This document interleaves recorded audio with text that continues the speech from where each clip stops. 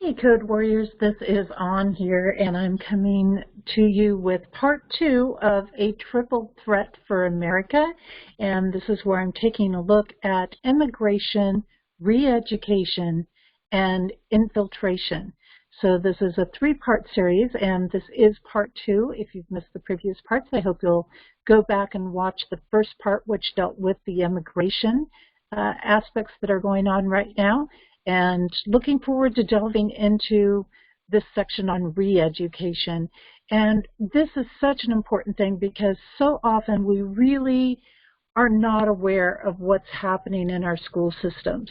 And during this particular section, what we're going to be looking at is what's happening there.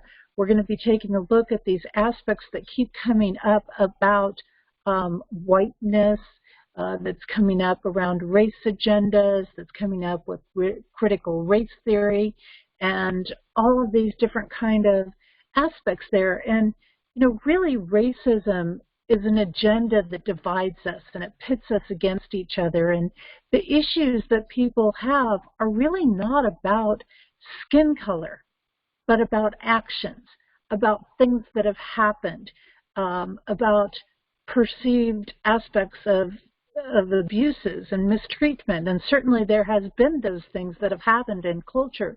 But to make it specifically about race, and that's not to deny that, yes, there are certain cultures that seem to be more involved with certain things in our history than other cultures. But we really, if we are going to evolve, if we are going to grow, if we are going to come together in unity, and to really clear out aspects of things like racism and really let these things be dissolved, learn from our past, move forward, then we've got to stop looking at things based on strictly color or strictly religion and start addressing the actions, start addressing the root issues, the root causes of things. And see, when we focus on something like racism, it really is avoiding the real issues because it's using race as an excuse to not deal with the real issues that we have going on. And that's kind of an important thing.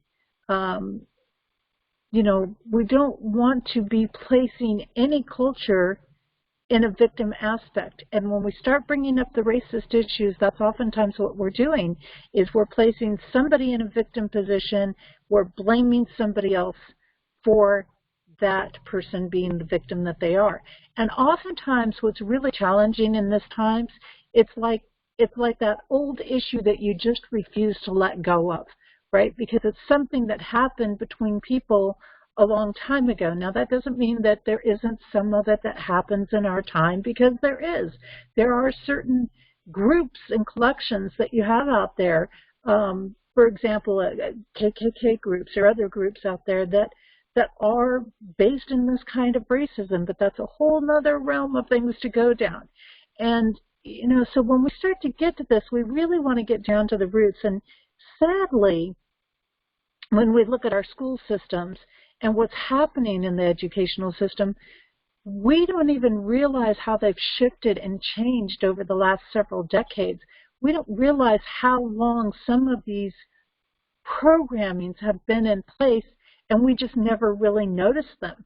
And a lot of parents, they send their kids to school and they're thinking, oh, they're getting the basic pieces right. Their children are learning math and science and reading and history and all these other basic fundamental courses and skills in life. But more and more now, especially where we have the shutdowns and where kids have been home and not been in the actual school system, and parents are having a little more active role in what the kids are learning, they're starting to see what they're really being presented with, what the school systems are really pushing through. And, you know, you may have remembered not long ago I talked about the CRT, or the critical race theory, coming into the school system and how much that's been getting pushed into the school systems. But it's really far worse than that when first graders are being put into confusion, and for some deep very deep trauma with discussions and transgenderism. They're being told that they may not be the sex that they were born into. And really, is this age appropriate? Is this something that we should be talking to first graders about? And these kids are getting scared about it. They're like, oh my gosh, you know, am I not the right rate, the right sex, or things like that? Or, you know, there's these, they're traumatizing. It's traumatizing a lot of the kids when they're bringing these topics up, and they want you to believe that we're being more diverse, we're being more accepting of different people. But, you know, kids don't think of these things. Kids don't naturally function by race. They don't naturally have racist tendencies in them. That's something that has to be programmed in them. That's something that has to be taught to them. And, you know, some of these things would come up later in, but now we've got this stuff coming in to these really young, impressionable ages. And some of what they're pushing, where some of the states are now trying to push transgender drugs, which are irreversible on these kids. And, you know, I'm one of those people that there's so many layers to the transgender piece. I'm not a black or white person on it, so to say. Ironic that I would use that term, right? But really, there's so many layers to it when I look at it from a spiritual aspect. But is this something that I think we should be discussing with first graders? Absolutely not. Is this something that should be getting discussed really in the school systems, especially in the ways that they're doing it? Absolutely not. You know, should we have some help for kids that are going through these things and that are experiencing these things and have questions? Well, that's a whole different story. You know, and there, again, there's all kinds of layers that play into that, which I won't get into in this particular section of things. But the reality of it is that we should not be pushing this on kids. We should not be encouraging them down this path and trying to make them think that there's something that they have never thought that they were. And that's where we're crossing the lines. And then in addition to these things, our school systems are promoting socialism. In some cases, they're allowing for violence. They're promoting the critical race theory. They're bringing in Project 1619. They're pushing racism issues and white privilege with, you know, some of them just even really getting downright abusive to children who are born white. And, you know, we don't really necessarily pick our skin color. We're born into what we're born into. And, you know, nobody should feel guilty for the color of skin that they're born into. I mean, we should, yes, absolutely learn about different cultures and things like that, but we should not be lowering. You never raise somebody up by lowering somebody else. Okay, that it doesn't work that way. And, you know, we're at a point that children are being suspended for exposing abuse and misconduct by teachers. And when you start doing this, now you're getting into dictatorship structures. Now you're getting into communist-style structures. And this is not a good thing for our school systems. So let's kind of delve in a little bit here, and let me bring up my screen where I can share it. And I want to start off actually in this segment sharing some of the more kind of absurd things that are coming up, the bizarre things that are coming up, and then we'll kind of move into some of the other aspects of showing where socialism is coming into the system and how that is now become the main structure for our educational system. And then we'll move on into some of the other pieces from there. So let's have fun here and get started. And let me jump over.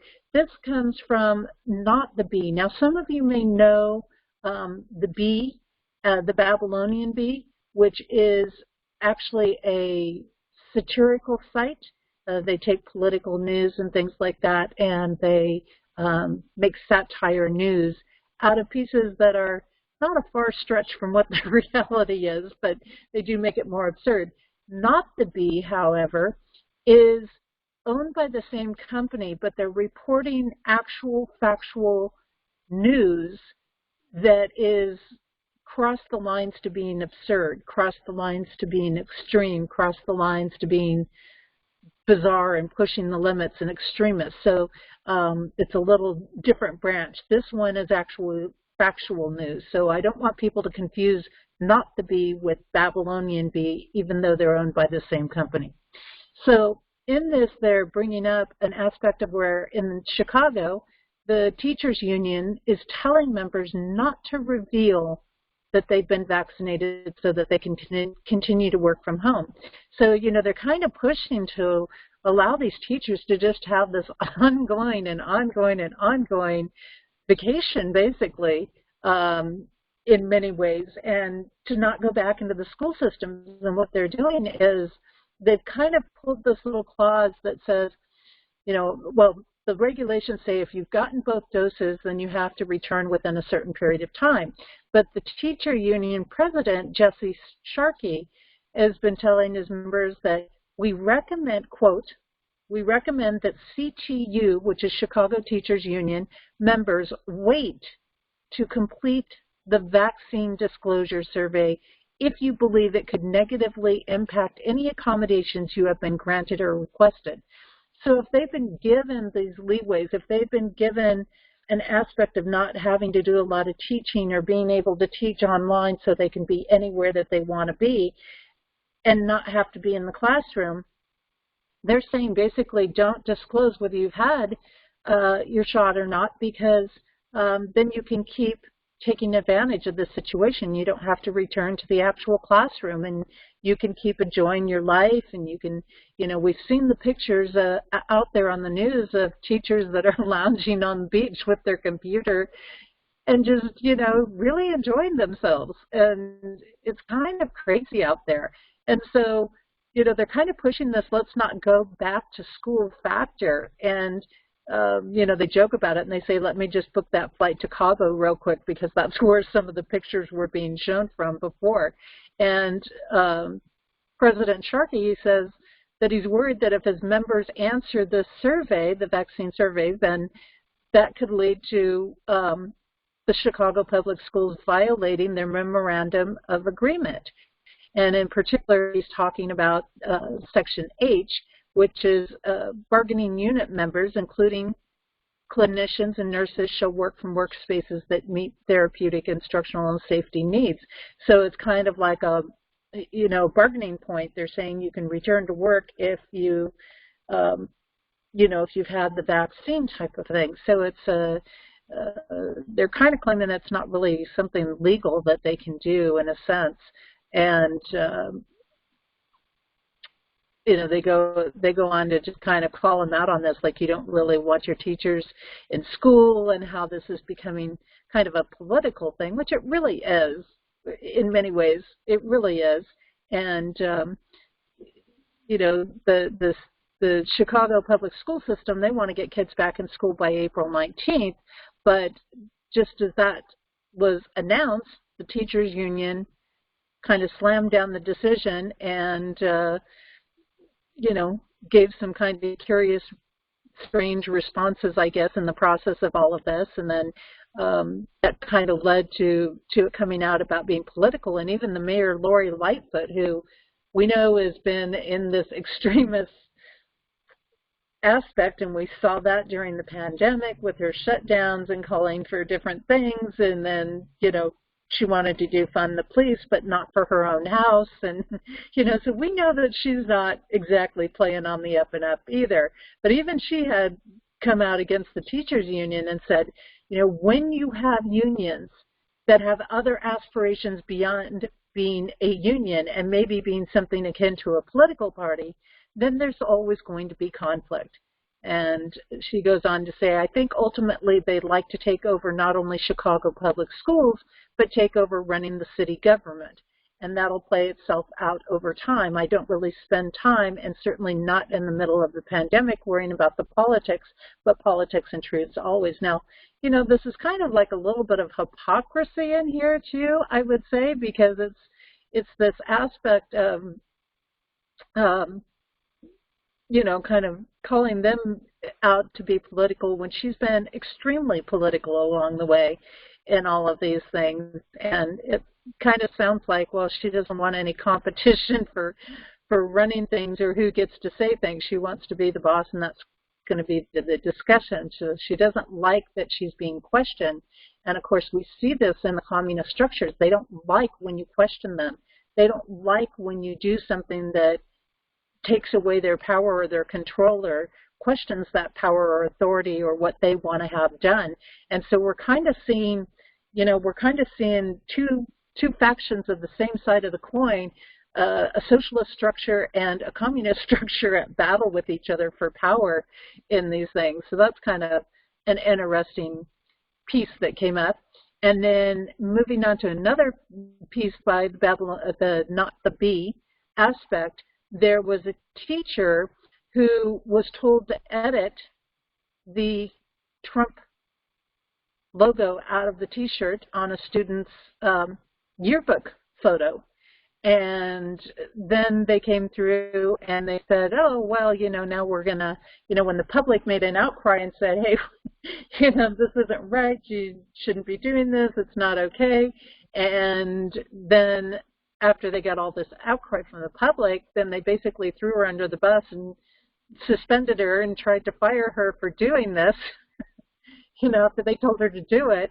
And so, they were in the wrong, because what are they doing? They're paying out a $325,000 settlement to her, which, isn't great, but it's, here's this aspect of where we see teachers that are maybe trying to hold on to their job, they're trying to do the right thing, they're being told by the system, you've got to do this, and then they're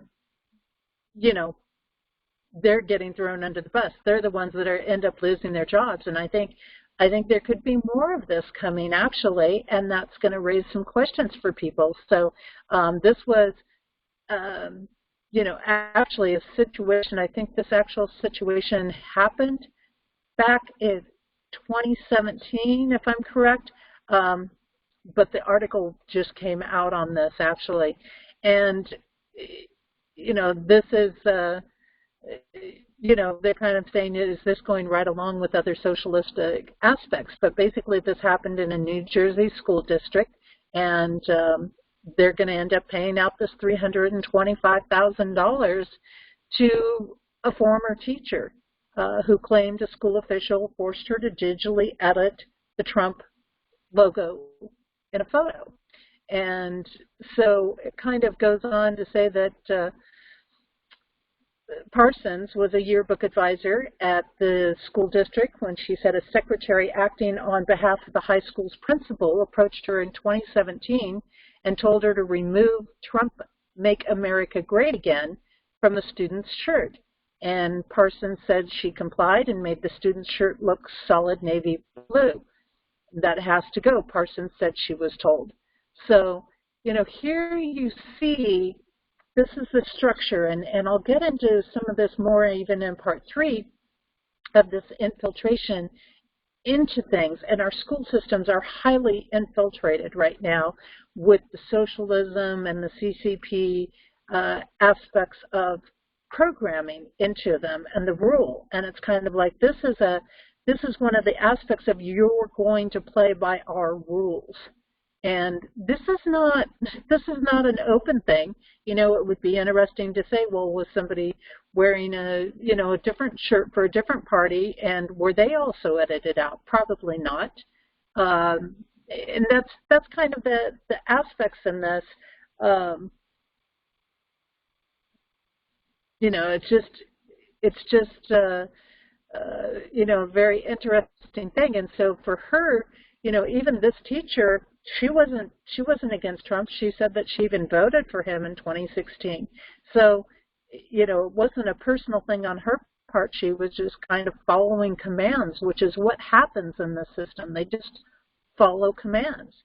And, it's a good thing, but it's an affirmation, too, of where when we speak up about these injustices, and I talk about it a lot in the codes, we have to stand up and protect what is just. We cannot allow the injustices to continue to go on, and we're in such a critical point about that at this point in time in our society and our life.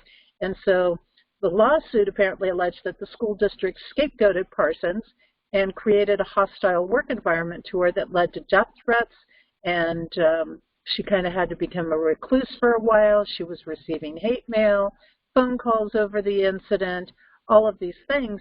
And so, I mean, really, basically, the school system put her life in jeopardy in the process of having her do this. And granted, yes, she could have said no at the time, but, you know, we don't know all of the details, but there's no doubt that they used coercion tactics and probably threatened her with her job or other things.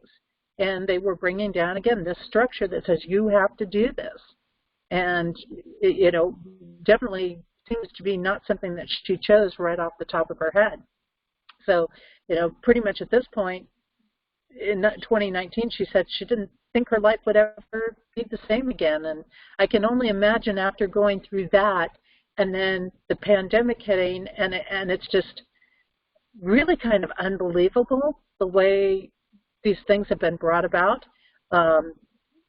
She brought up in here, they brought up that there was nothing in the student dress code that wouldn't prevent a student from expressing political views or supporting a candidate or for political office or other appropriate clothing. And of course, we've seen this come up right during the pandemic time. We saw this come up where companies started banning things. You can't wear this, you can't wear that.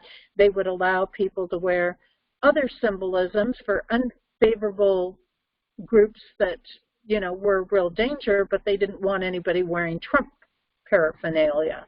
So, you know, this is definitely, again, the squashing of freedom of speech, squashing of personal freedoms that are going on here.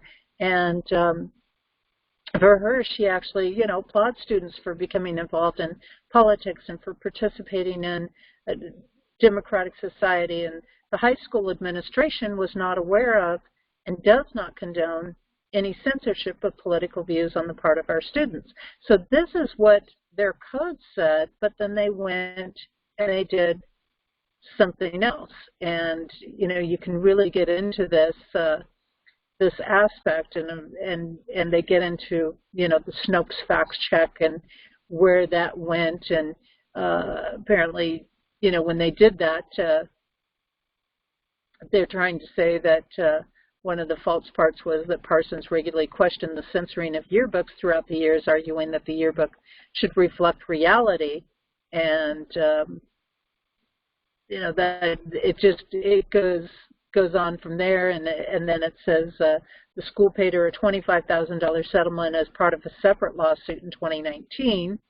And that apparently allegedly barred her from telling her side of the story to the media. Well, yeah, not so cool and all of that when you get down to it. And, you know, that kind of goes on from there. But that was the base of the story of it, and just kind of showing that's that, you know, structure in the school system that's going on. Moving on with this, we actually have in teacher education programs now this nice little component, which I found and pulled up, which is from CESE, which is an educational system in Europe.org, and the aims of teacher education in a socialist society. And this actually lines out some of the aspects of incorporating socialism in the school system. And, you know, let me just read a little bit of this that we have on here. The development of teacher training in the GDR reflects a continuity of our educational policy in the past quarter of a century of socialist construction. It is based on principles which have crystallized out of the experiences of the long struggle for a democratic system of teacher training waged by, trying to read what it says here, our goals, our goods, something there, humanist, and the revolutionary working class, and also on the knowledge and experience of other socialist countries, especially the Soviet Union. When we removed the active Nazis from the schools after the liberation from fascism in 1945 and replaced them by tens of thousands of emergency trained new teachers, new being in quotes, the works of Pestalozzi, Diestreg, Wander, and other classical Aurgios. I hope I'm reading that correctly. It's kind of small print here. And gave them the ideal of a teacher whose thinking is rooted in the people, who takes an active share in developing society, who has a basic scientific training and works constantly to improve his knowledge, and whose character is marked by an unselfish devotion to the children entrusted in him. The democratic ideas of the past have been preserved and further developed in socialist educational ideas. The inalienable principles underlining teacher training in the GDR are that it should be integrated, public and secular, that it should have a scientific approach, that its ideas should be democratic, and that it should be linked up with practical life. The aims and tasks of teacher training in GDR today are governed by the objective demands of further developing our socialist society. We are now in the process of shaping the developed social system of socialism, which is marked by all-around development of socialist democracy, a high standard and rapid rate growth of production, and far-reaching improvements in working and living conditions. Educational problems are inextricably linked up with all the tasks of the periods of completing socialism. So do you understand what they're saying here? This is really about saying that we are going to put the system into the school systems, and they're getting very close to completing this structure of the socialist society, and that the schools should be teaching to be in a socialist society. And what they're wanting is they're wanting their teachers to be role models of a good socialist, which actually is a centralized society. Now, socialist is something that people draw to because they think it's really this equality thing. They really think everybody's going to have these equal aspects in life and everything, but it's really not about that. It is really very similar to the communist structures. It's actually kind of based around that communist structure, and it's a dictator rule, and everything's centralized, and everything is government dictated and government run, and it's not what a lot of people think it is. It's not this beautiful, free utopia society which they've tried to program people into it being. And they go on to say here that the aim of the integrated socialist education system is to achieve a high standard of education for all, to educate all around harmoniously developed socialist personalities. See, they're admitting right out that this system, what they're trying to do is to develop socialist personalities who will then go out and shape and continue the socialist agendas, the socialist mindset. And, you know, they want you to believe that that will give you a full and happy life. And, you know, that's really not what it's about. It's really not about that. And as we move further down here, what we find is, to get a step ahead, this means particularly the following. Student teachers must be provided with a comprehensive basic knowledge of the social sciences and philosophy, which will enable them to recognize the laws underlying our social developments, understand their function in society. Understand your function in society. Really pay attention to what that's saying. That's saying you're not choosing things. You need to understand what your role is in the socialist system. And you need to understand what we want you to do. That's what that's actually about. So through their work, to make an active contribution to consolidating socialism. In other words, bringing everything into socialism. They need to contribute to making a socialist society. And this is, you know, again, it goes hand in hand with communist mentality, philosophies, ways of being. And they need to have a high standard of specialized knowledge in the subjects that they're to teach, and to be thoroughly conversant with educational theory, pedagogics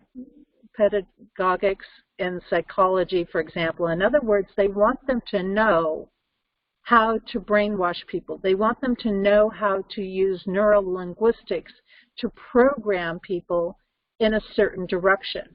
The student teachers must learn how to study independently and do creative scientific work. Creative scientific work, that's like Fauci science, okay? That means that you need to learn how to make the statistics come out the way that they want in order to feed the narrative and the agenda. That's what creative scientific work is. And to be able to conduct and analyze the educational process in a scientific way. So again, skewing the facts to create a desired result, and that's what that is about. Student teachers must be closely in contact with educational practice, teaching and extracurricular work during training so that they can do good work as soon as they start their teaching careers and take an active part in getting new things introduced into their schools. So once they've gone through this training as a teacher's assistant, they need to be skilled, they need to be involved in community things so that they can bring more of the socialist structure into the school systems. And the student teachers should have the traits of character which will enable them to continue to improve their qualifications as teachers and to cope with the great responsibility resting upon them for the future of the children in their care. So, you know, this is what they're saying is this is their responsibility. They have a responsibility to bring their children, their students, into the socialist mindset and way of living. Then last but not least, the personality of student teachers must be so developed that they are in a position as highly trained and cultured people to act as models for their pupils through their entire personalities, their optimism, and their sense of responsibility. So what they're saying is, we want you to live every aspect of this life. That means that you cannot promote something that goes against the socialist thought forms or the socialist structures or the socialist platform in there. You cannot speak out against that. You must go out and be involved in the protests and the riots, and you must go out and do what we say. And if we tell you that you need to bring down white people, then you will bring down white people. If we tell you you need to favor people of certain ethnicities and you need to pass them no matter what they do, then that's what you're going to do. And that's what this is coming down into. And then they continue to go on to some of these other aspects of we regard improvements in the theoretical foundations of training as a main link in the chain of further improvements in the quality of teacher training as a whole. And there are two ways of doing this, through providing a profounder basic training in the social sciences and philosophy, which should help students to integrate the knowledge gained in special subjects into the broader framework and give it ideological content. So they want to take what they're learning, they want to take things, and then they want to change it to match the socialist ideology that they're trying to promote in there. That's one of the things that they're doing. And through also paying closer attention to foundation, fundamental laws, and problem in the two special subjects studied by students and in the science of education. So they're really, really pounding this socialist structure, and I'll certainly can put this link in the description for you so that you'll be able to read the whole thing if you want to read the whole thing on this. Then, as we move on forward, we get into socialism and education, and this is where it really starts to come around. This article was published February 14th, 2020, so it's actually a pretty recent article overall. And really we're finding, you know, the United States is pretty much kind of becoming an example of socialism in our education systems because it basically exists in every state that we have. And it's kind of ironic, you know, they're talking in this article, and this article is from the Future of Freedom Foundation, that it's this socialist system that's primarily responsible for the belief that we're seeing come up in the children and the younger generation, that the United States is, you know, it's never really been a socialist country, and so they're bringing this ideology in here, and you know, the New York Times kind of got involved in some stuff along the way, and that's where we kind of start. We'll get into the 1619 project here shortly on this, but it's worth noting that public schooling is a core feature of the educational systems in Cuba, North Korea, Vietnam, and all three of these are widely known as socialist countries, okay?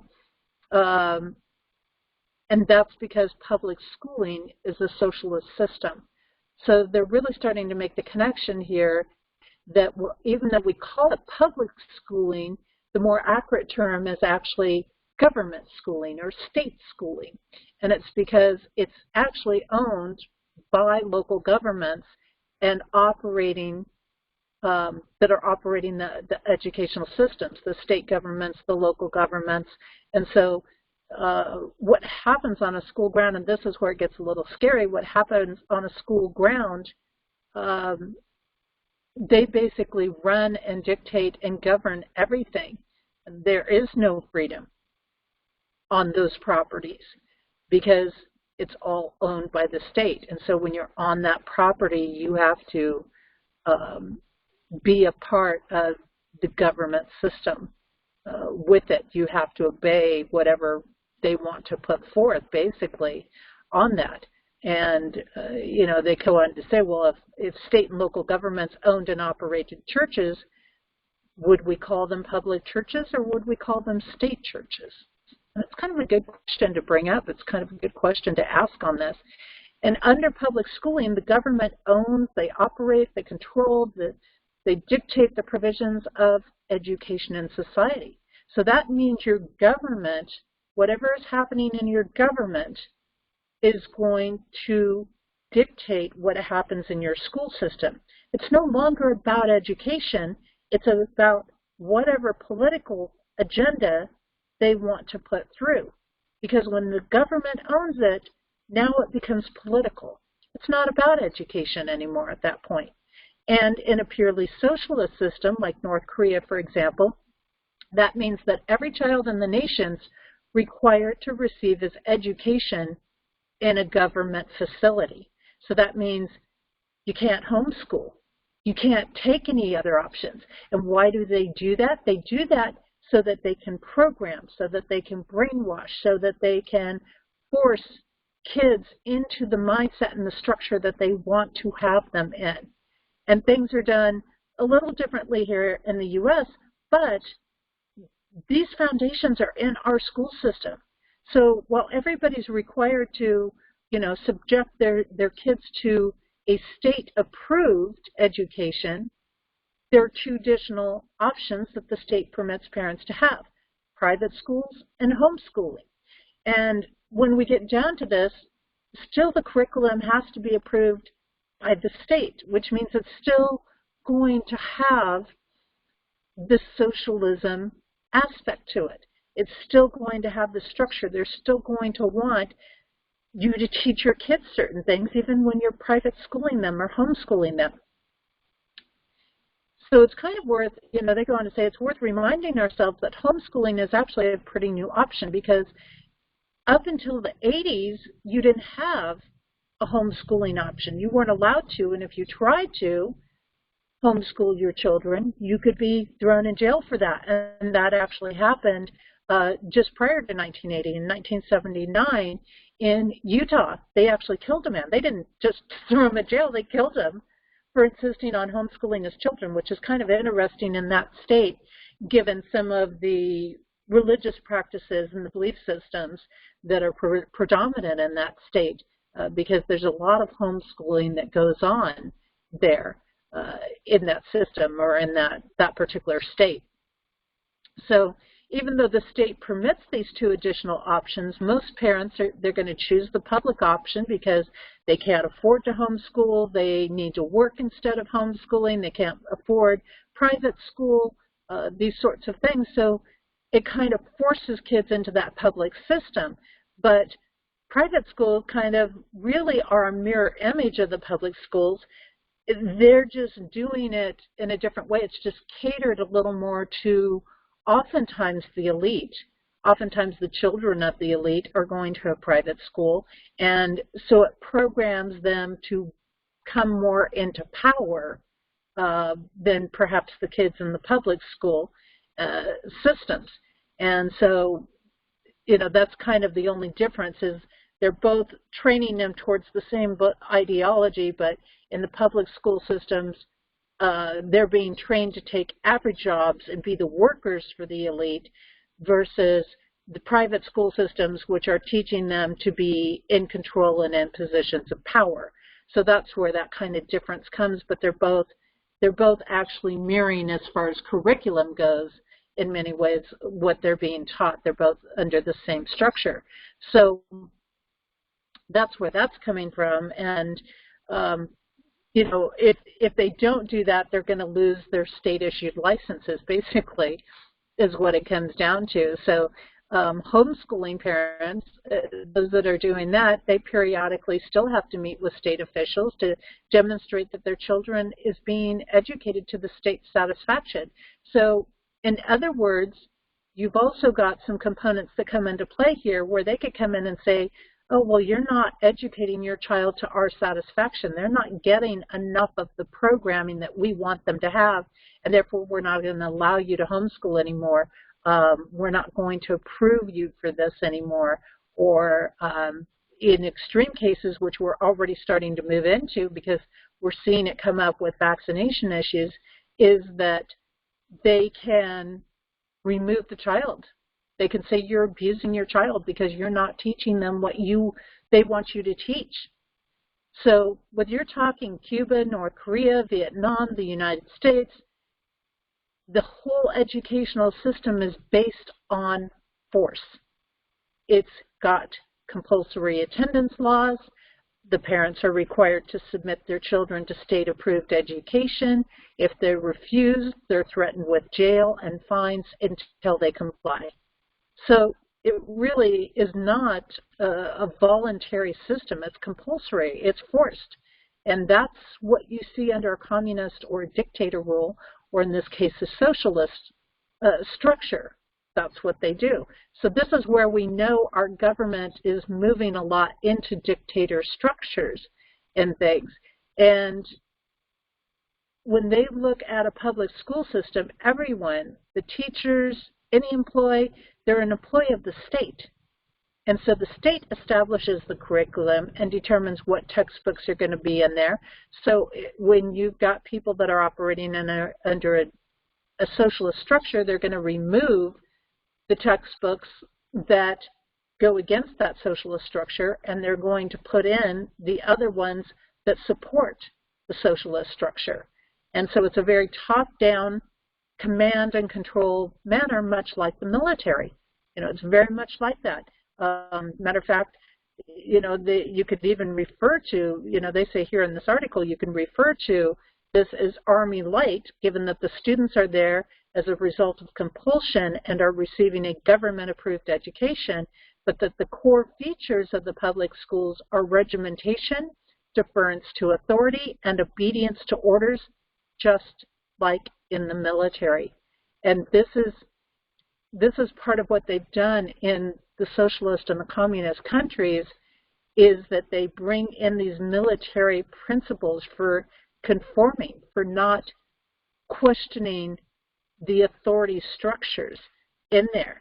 And some of the worst part that they go on to say is what it's doing to children's minds, because from birth to age 6, children are really curious about life. They're asking questions. I mean, parents know this, right? During this age range, that's when the kids are walking around going, why, constantly, right?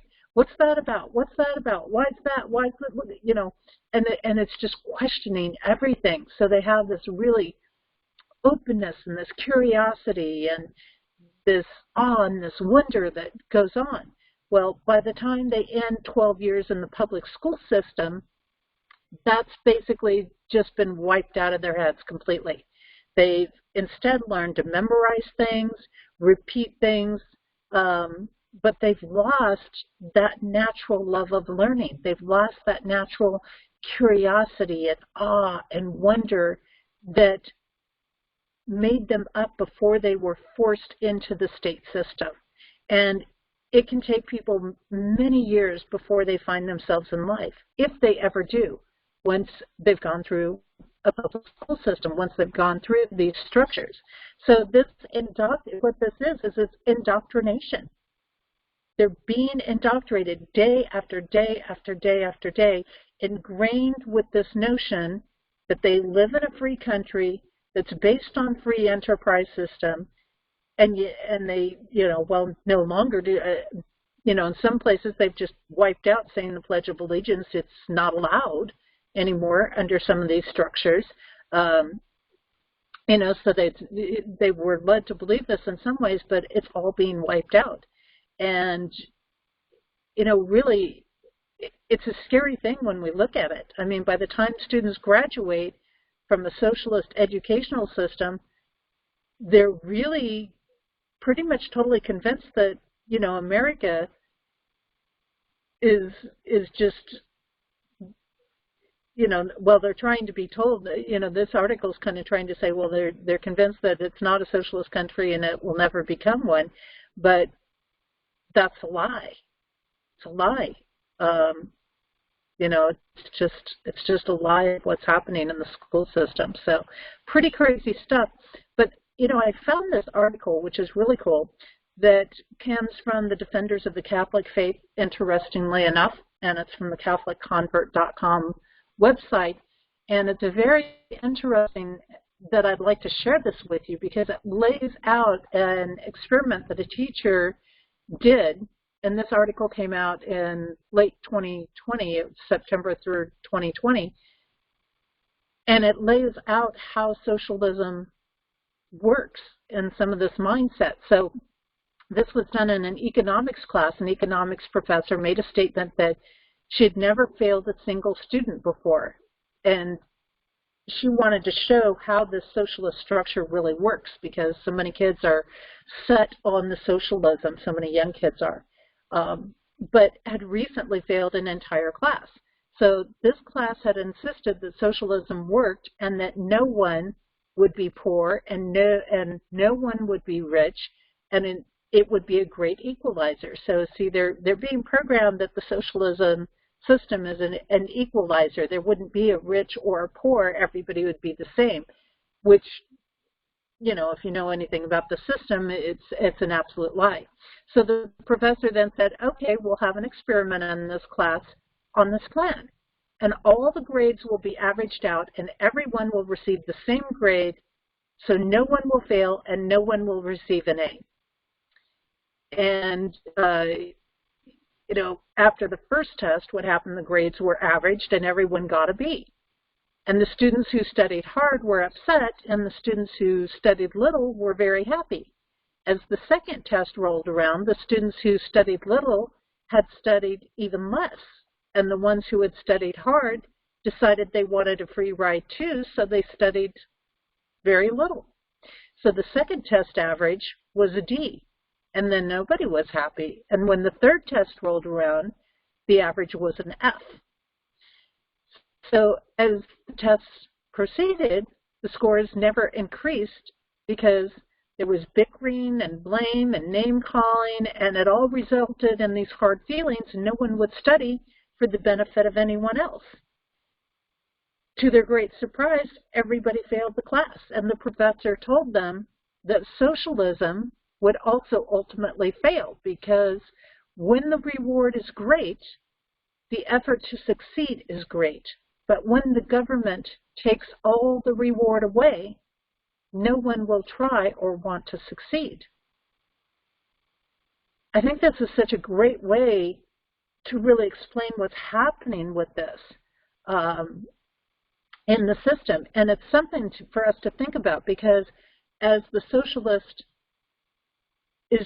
system is trying to be put through our governments and implemented in the United States here, and it's already been implemented in many other countries, is that ultimately this system is not going to be sustainable. It's going to crash. It's going to burn. It's going to fall apart, because what happens is exactly what happened in this experiment, where everybody stops trying. Everybody wants a free ride, and then everybody fails.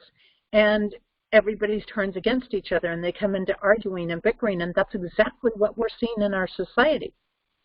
So this teacher goes on that to say here, these are possibly the 5 best sentences, or the article does, 5 best sentences you'll ever read, and all applicable to this experiment. 1, you cannot legislate the poor into prosperity by legislating the wealthy out of prosperity. 2, what one person receives without working for, another person must work for without receiving.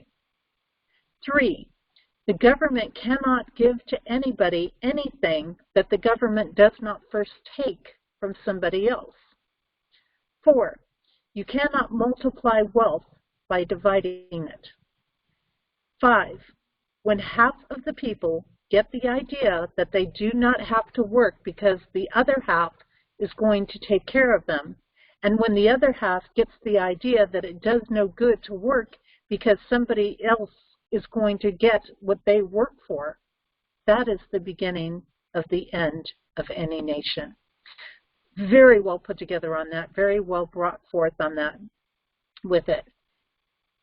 So moving on, the project, the Goals of 1619 project, and this was kind of a big blow up in the New York Times. You know, they started to promote this, and they ended up having to do actually a lot of retracting on the 1619 aspect on there. And it came from Frederick Douglass to Martin Luther King Jr. Many Americans have tried to bridge America's racial divide, and America's newspaper of record believes it has discovered a new way, and this is the Times. That's kind of where the Times was coming from. No longer preaching faith in the Constitution or civic brotherhood, they hope that by creating enough hatred for the nation's founding, its ideals, and for America's majority group, justice and harmony will somehow emerge. This, anyway, is the idea behind its 1619 project.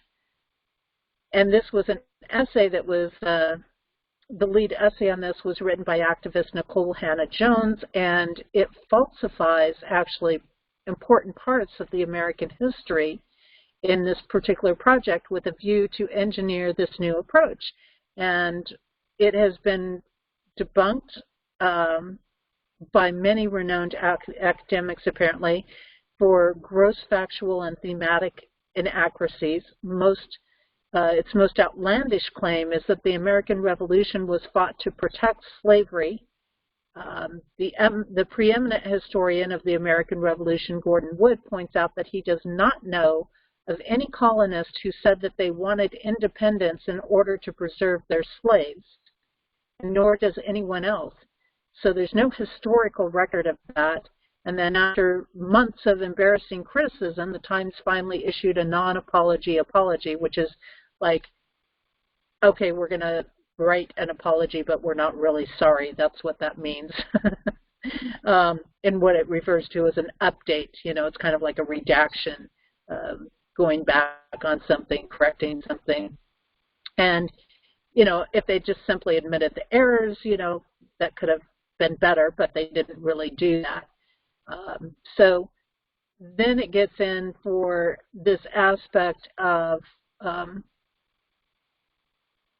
the 1619 project has 3 goals. And one of the first ones of that is get them while they're young. So for at least a generation now, when we think about a generation, let's go back. Let's think going as far back as, say, 1980, 1990, 1980. We've had colleges and universities that have taught students that America is fundamentally a white supremacist regime in need of deconstruction. So it's automatically laying in this guilt thing, this, bringing in this race issue, bringing in divide, claiming that, pretty much, and if you're white, you're a supremacist, and bringing in these kind of ideological things, which is part of the socialist system. So by offering an accompanying school curricula, the 1619 project specifically starts targeting middle and high schoolers. And I can see this. I can look in a generation down from me, the kids that are now, even in their 20s or pushing 30s, or just turning 30 or early 30s, they got heavily exposed to this type of information. And is it any wonder a lot of those kids don't have a self-esteem, that they are very down on themselves, particularly the white culture in there. And, this is, again, we never build a culture up by destroying another culture. When you do that, you're not operating from equality, you're not operating from unity, you're not operating from respect, you're operating from division, you're operating from socialism, you're operating from communist structures, you're not operating from freedom, you're not operating from building people up. So, since the 1619 project's publication, what we find here is that tens of thousands of students in all states, every 50 states, have been taught part of this curriculum. So this is happening in every single state. And the administrators of the Buffalo, New York public school systems announced that their district's going to infuse the 1619 project resources into the mainstream English and social studies curriculum at grades 7 through 12. So, right again, in that age range where you've already got kids who are not feeling very worthy. They're already dealing with feeling awkward and self-esteem issues, and their bodies are changing, and they're emotional and everything like that. So, they're really playing on this stuff. And then Montgomery County, Maryland, and Chicago public school systems have followed that, and they're expecting a lot of the other school systems to do it.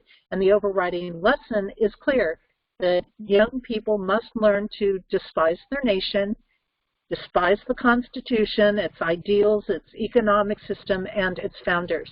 They must resent and reject their past, possess an aggressive, contemptuous, and disobedient attitude toward the present, and strive forcefully to create a triumphant future where the enemies of old are punished and the innocent finally rule.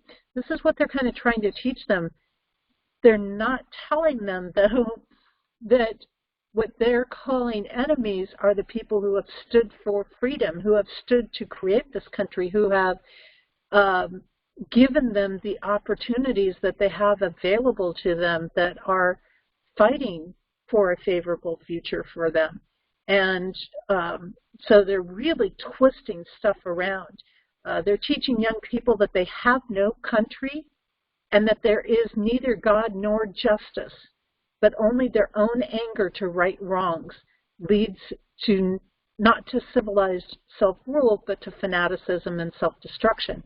So they're really teaching these kids to self-destruct. They're teaching them to conform to removing God from their life, to disconnect from any sense of hope.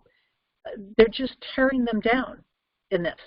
Now, the next big piece of this is identity politics, and the real goal of the project is to get white people to give up whiteness. We are seeing a massive push in this. We've seen this in California. We've seen this in a lot of places, and they come through. We're seeing this in corporations. You need to be less white is what they're telling people. You need to be less white. This is absurd. This is all about insecurities coming up. It's all about trying to hold people accountable for things they never did. It's all about trying to make skin color the cause of something and not, addressing those root issues or those core pieces and things. And, you know, it seems kind of opaque at first, but this is the unmistakable logic of identity politics. So getting rid of whiteness apparently means that whites must stop thinking of themselves as a group. So it's okay for blacks to think of themselves as a group, Asians to think of themselves as a group, Hispanics to think of themselves as a group, but whites are not allowed to do that. This is discrimination. This is suppression and oppression that is happening here. And to accomplish this, they have to learn or be compelled, and which they like to force this on people, to practice unreflective deference to the morally innocent, the marginalized. This means believing her without facts or taking the victim's self-styled narrative, such as the 1619 Project, as sacred and beyond rational scrutiny. Now, this is kind of the aspect behind the BLM movement, too, where, no, you need to bow down. You need to feel guilty for your whiteness. You need to do these things, and this is not what true black people are wanting. True people in that. This is not. When you get down to most of that culture is not looking for that. They don't want to hold other people in these positions, and this is really kind of the final goal. This is going to require more than just propaganda. I mean, this is about enforcing it. Then we're seeing it again. We're seeing it come through in these race training things that they're putting the teachers through, that they're putting employees through in companies, and they call this a aspect of reparation. Well, this is going beyond things, because if we are ever going to progress as a society, we cannot hold people of today accountable for what happened in generations in the past. Many times we don't even think like our own family members. We think differently from them. We don't always share the same views or the same values. So to hold somebody accountable for something that their, fifth great grandfather did is absurd. Those were different times, different situations, different things happening in the world, and people of today are not responsible for that. But what we do need to do is we do need to be aware. We do need to come into unity with each other. We do need to work with one another. But we got to stop making it a race issue, because racism is about division and not unity.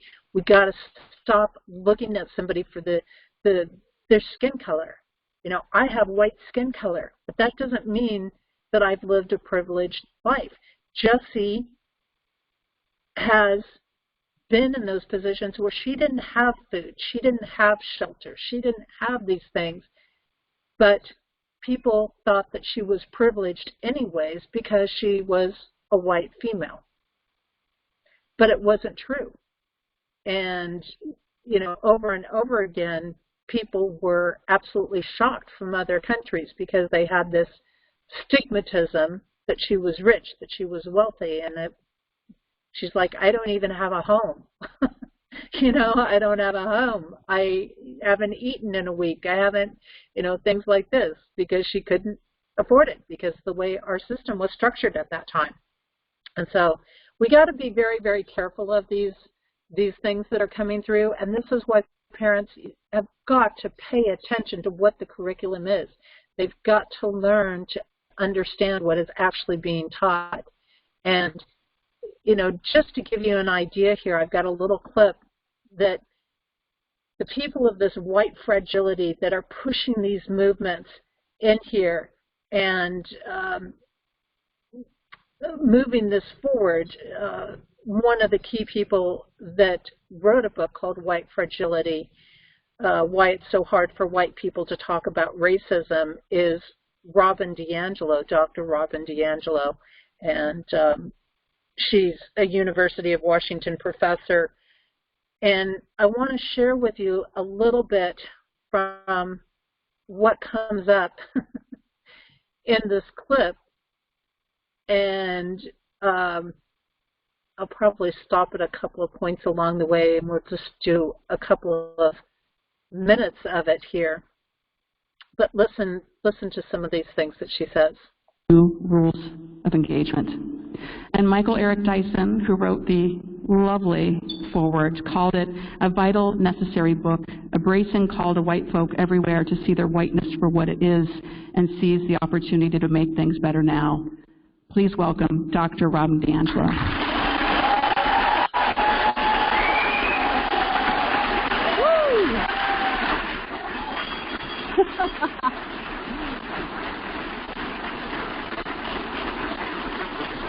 Thank you so much. Okay, that was such a rush. Before I launch in, the way I'm going to do this is I'm going to read a little bit, riff a little bit, kind of guide you along with some slides. But I do want to reiterate that this talk is happening on the ancestral territories of indigenous peoples.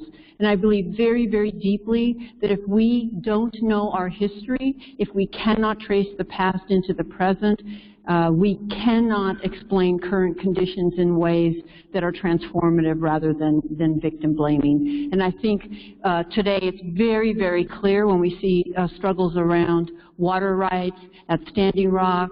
The Duwamish, yet again, denied federal recognition, which denies treaty rights and sovereignty. These struggles are never separated from the present. So I want to stop that for just a second, because with this, you can see how she's already laying some of the groundwork. And this is how a lot of the socialist structure works is, oh, we're fighting for the rights of people. We're fighting for these cultures. We're standing up for them. And, you know, right there, it really isn't about that. It really is placing them in a victim struggle. It's really saying these people are victims. At the same time, a piece of white fragility is that white people are not taught their history. We don't know our history. So I want to acknowledge that.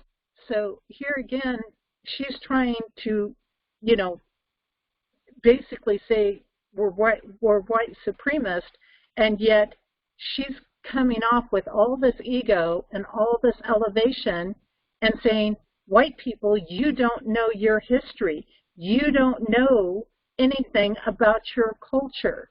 And I mean, talk about tearing down a culture. And this is, again, exactly how the socialist structure works, is we're going to tear you down and tell you you don't know about yourself, you don't know about your culture, you don't know anything.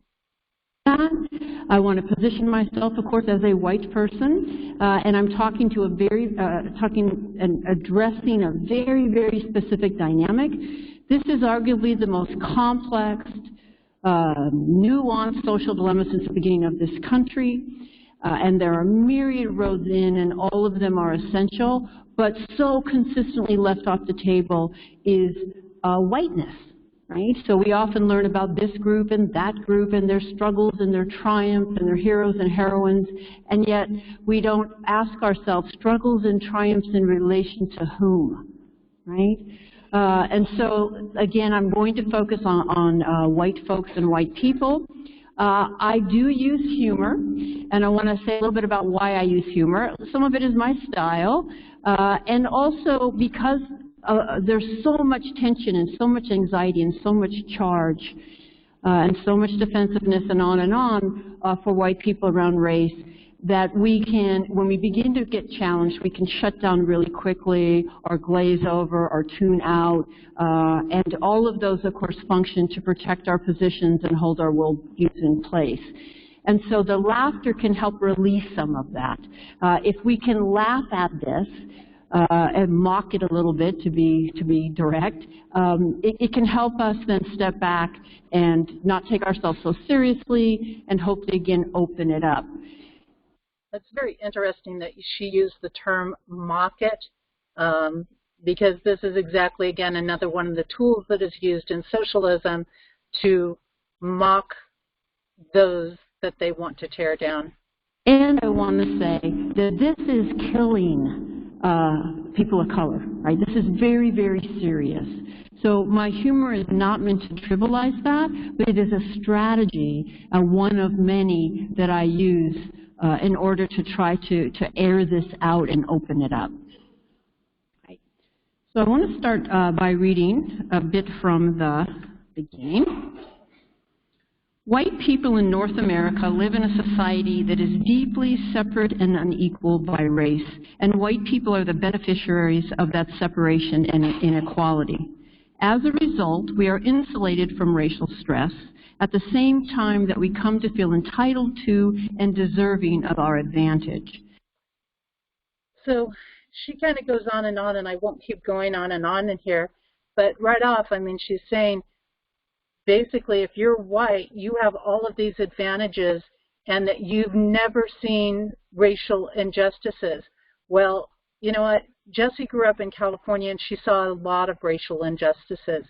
She lost jobs because she was white, and they were given specifically to people of other ethnicities only because they were of that ethnicity. She went in areas and worked in areas where she was afraid to go through them. They were dangerous areas because she was white. She experienced these things. Basically, this person is going into the premise that if you're white, you've never experienced suffering. Well, you know, this absolutely is not true. There are a lot of people of all different ethnicities who experience suffering, just as there are people of all different ethnicities that have wealth. And, you know, this is not about your skin color. And they really often want to make it about that. They really want to say that these people don't have the same opportunities. And, you know, it's very, you really got to watch these things, you know, here again, because we're not focusing on the issues. We're focusing on creating divide through these types of things. And instead of divide, what we really need to do is to do what actually some of what Trump did, which is how do we get these people opportunities? And you'll hear it over and over again from, for example, the African American community. There's many, many people who have spoken out about how they were given more opportunities under the Trump administration than they were ever given under Obama or other administrations in the past. And that he opened up those opportunities, and that's what it's really about. Again, you can't create opportunities for people by suppressing other people's. You know, people don't need to be punished for things that their ancestors did. I don't care what your skin color is, you know, or what your belief system is. We need to start treating people as true people and start looking at things not based on skin color, not based on religion, but based on integrity, based on truth, based on our actions, based on, you know, lifting each other up, whether we're unifying or dividing. And that is not about race, no matter how much they want to make it about race. So then we've got this clip that, again, comes back into the school system, in this great little clip that is from the Charlie Kirk show, and it's a section out of that of what is happening with this woke culture coming into the public school system. And I know that some people look at these and they say, oh, well, Charlie Kirk's leaning on one side and blah, blah, blah, blah, blah. But that doesn't deny the truth. And there is actually truth behind what they're saying, and I'll show that to you as well. And they're not going to believe what is going on in Illinois right now. Shocking that I have to say that. It's that bad, you guys. It's beyond your wildest belief. I'm only like peripherally aware of this, so please go ahead. So recently, the Illinois State Board of Education approved this new rule for statewide curriculum mandates called the Culturally Responsive Teaching and Leading Standards. And right now it's pending before the Illinois General Assembly and will be voted on February 16th to put into all curriculum for K through 12 schools in Illinois. But essentially, it's a new law that forces teachers to, in their words, embrace and encourage progressive viewpoints and perspectives. That's, fancy buzzwords, but what does that actually mean? Essentially, teachers are mandated by law to discuss current political controversies in class. They have to organize what they call action civics, which are field trips, student protests, lobbying expeditions on behalf of causes like gun control or the Green New Deal. They have to admit that there's unlimited numbers of genders and prioritize representation in the classroom. This is in a state legislative bill. State legislative bill, and they're doing everything they can to bring this to the national level and essentially implement it as part of Common Core for all public schools nationwide. This is in addition to critical race theory, which is already a problem in Chicago. Oh, it's terrible. If you guys aren't familiar with the 1619 Project from the New York Times, that's among the most woke curriculum you could possibly imagine, but that's already been implemented to all Chicago public schools.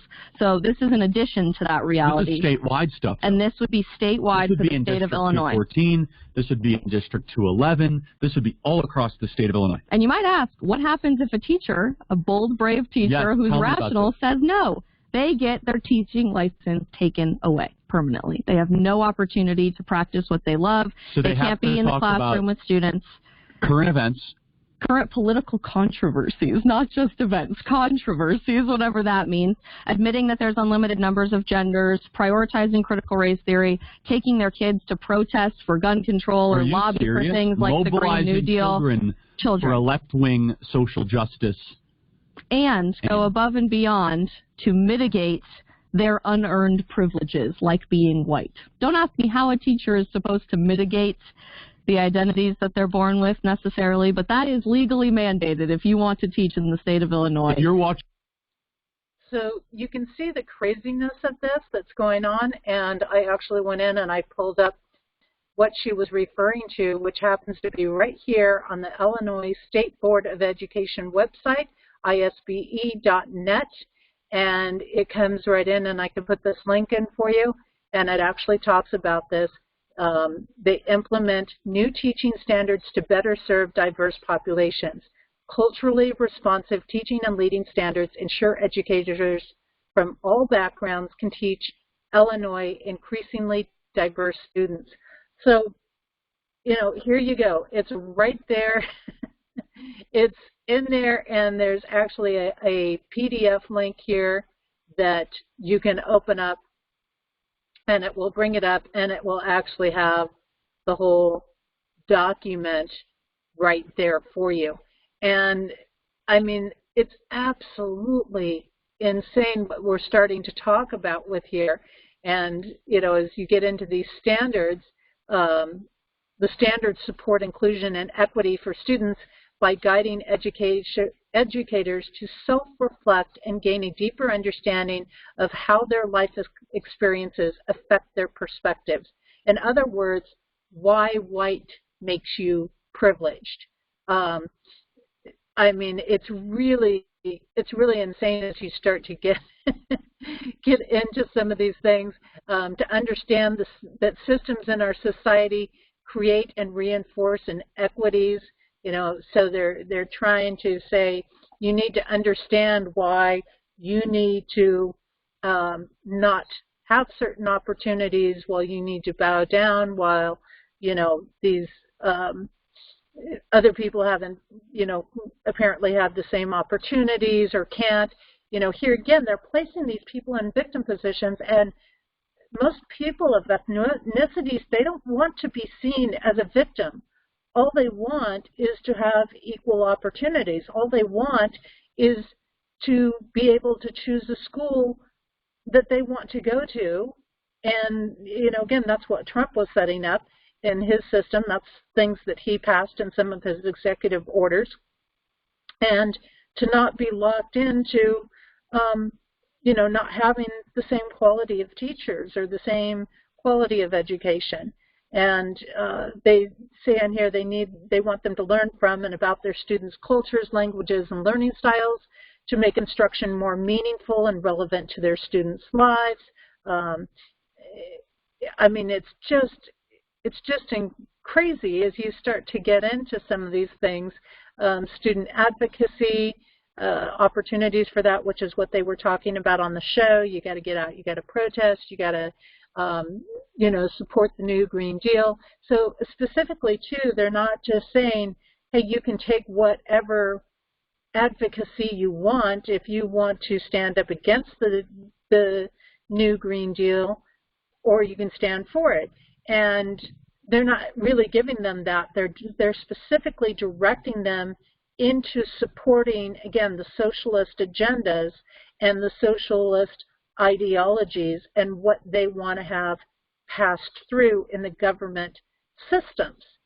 And so it really, you know, this is coming out more and more and more as we go through all of this. And you get into this bill, and again, I can, you know, provide you the links to these, and you can get into this, and it actually breaks down, and I don't want to go through all of this and taking the time for going through all of this, everything that is in this legislation, that is in this proposed things.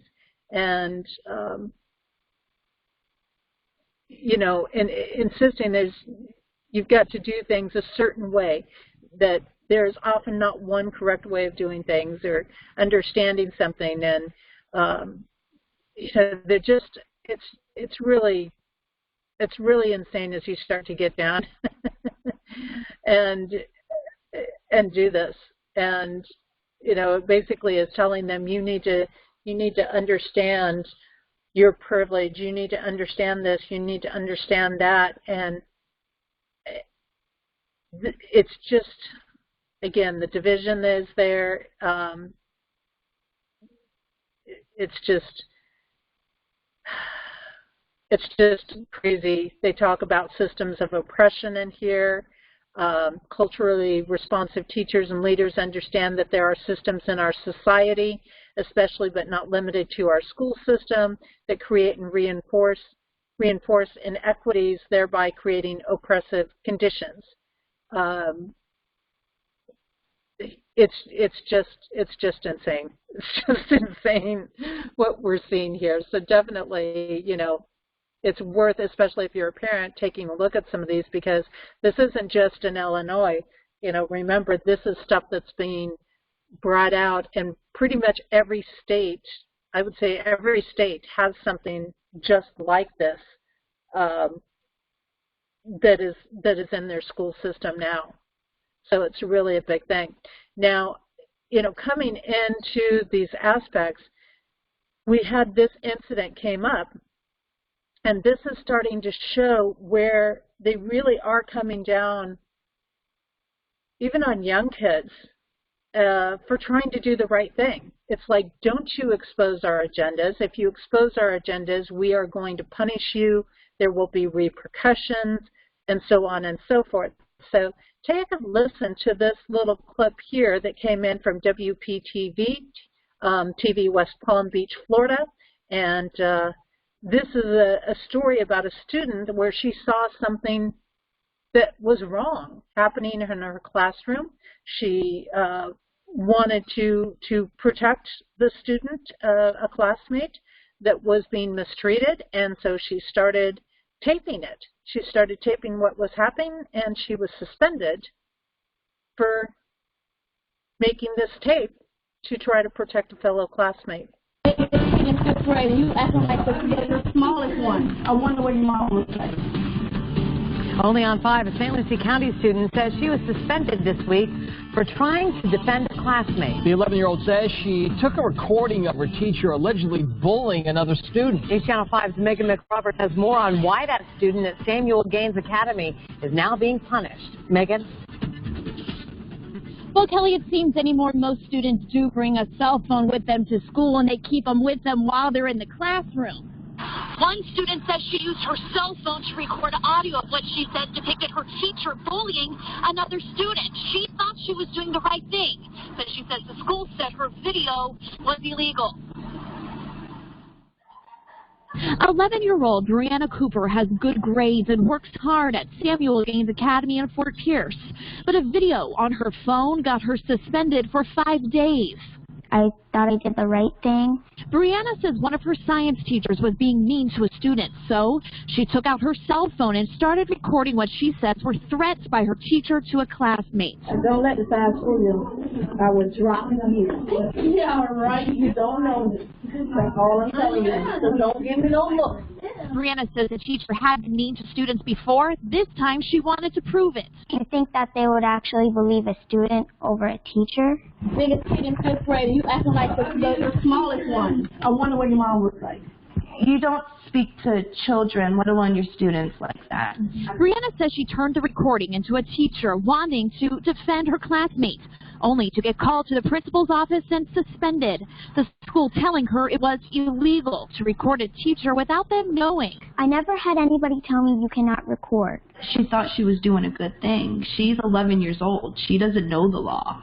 Law enforcement says recording someone can be legal if there is not an expectation of privacy. In this case, Brianna's mother, Cassie Faulkner, says the school told her there is an expectation of privacy, even in a large classroom. Faulkner worries her daughter's suspension sends the wrong message to other students. Pretty much saying to students is, if you think anything is wrong, don't try and do anything about it. Now, Faulkner says she's also... So you're getting what they're saying here? They're saying that a public school system, allegedly a public school system, right, is not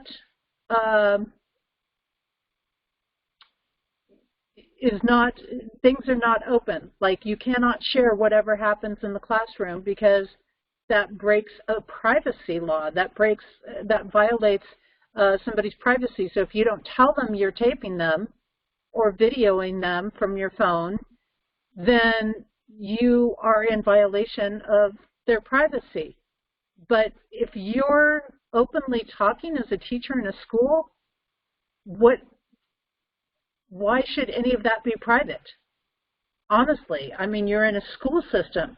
But this is exactly what they're doing. The schools do not want you to know what is going down in these systems. Now, yes, there are plenty of great teachers out there, but this is the aspect of the system where the school system actually came forward for this teacher and said, yeah, we're not even going to look at what the teacher did wrong, and we don't care that there was abuse going on in the school. We don't care that this teacher abuses students.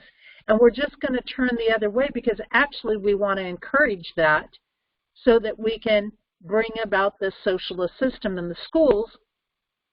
And in that process, you know, we're going to punish that truth teller. And this is what we're seeing in our society. Punish that truth teller, silence them, isolate them so that they can't talk to people, and reprimand them for doing the right thing. And by doing that, then the other students won't speak up. Then they won't become defiant. They will be inhibited from speaking out against our wrongs. This is an incredibly dangerous thing to have happen in a school system. Incredibly dangerous to see happening in our world. Because this takes that authoritarian, dictator-style, totalitarian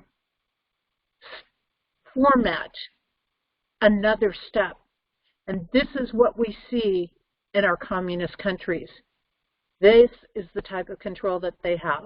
This is the aspect of you will walk in line, you will not speak unless we tell you to speak, and you will only speak what we want you to speak. And you will not expose anything that we do wrong.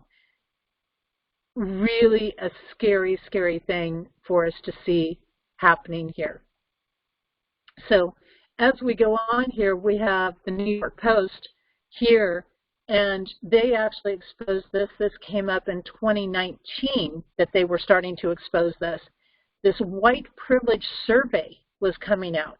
So we're talking not even 2 years ago. And they started issuing this in some of the school systems. And this was what they called a 2-page white privilege exercise. And it was spotted, again, just going into summer of 2019, like around May 2019, so almost 2 years ago, inside a life sciences secondary school, amid a controversy over school's chancellor Richard Carranza's racial diversity initiative. So again, see, they're trying to push these initiatives, and they want to call it racial diversity, but it is a whole different thing that's going on there. And he said that a city worker last week sent him photos of the questionnaire stapled to a hallway bulletin board near the principal's office, but they're not really sure who put it up or why they put it up. What could even be the purpose of this in a school that has so few white students? So this is really interesting. So the question comes out and says, is it to inflame tensions and single out? And that's what Borelli was saying. You know, is this about targeting? This gets into targeting when you get into something like this, because they want to find out how much they can use the race card, how much they can use the white privilege card on somebody in suppressing them. And the more white privileged they are, the more authority that they have to be harsh on that student in these systems that they're creating. And it gives the schools, given the school's abominable test and college readiness scores, perhaps the chancellor should be concerned that they are not teaching enough math and English, which is interesting. They're kind of calling them out in this article saying, hey, your students aren't performing very well, and it's not because you have a few white kids in the school.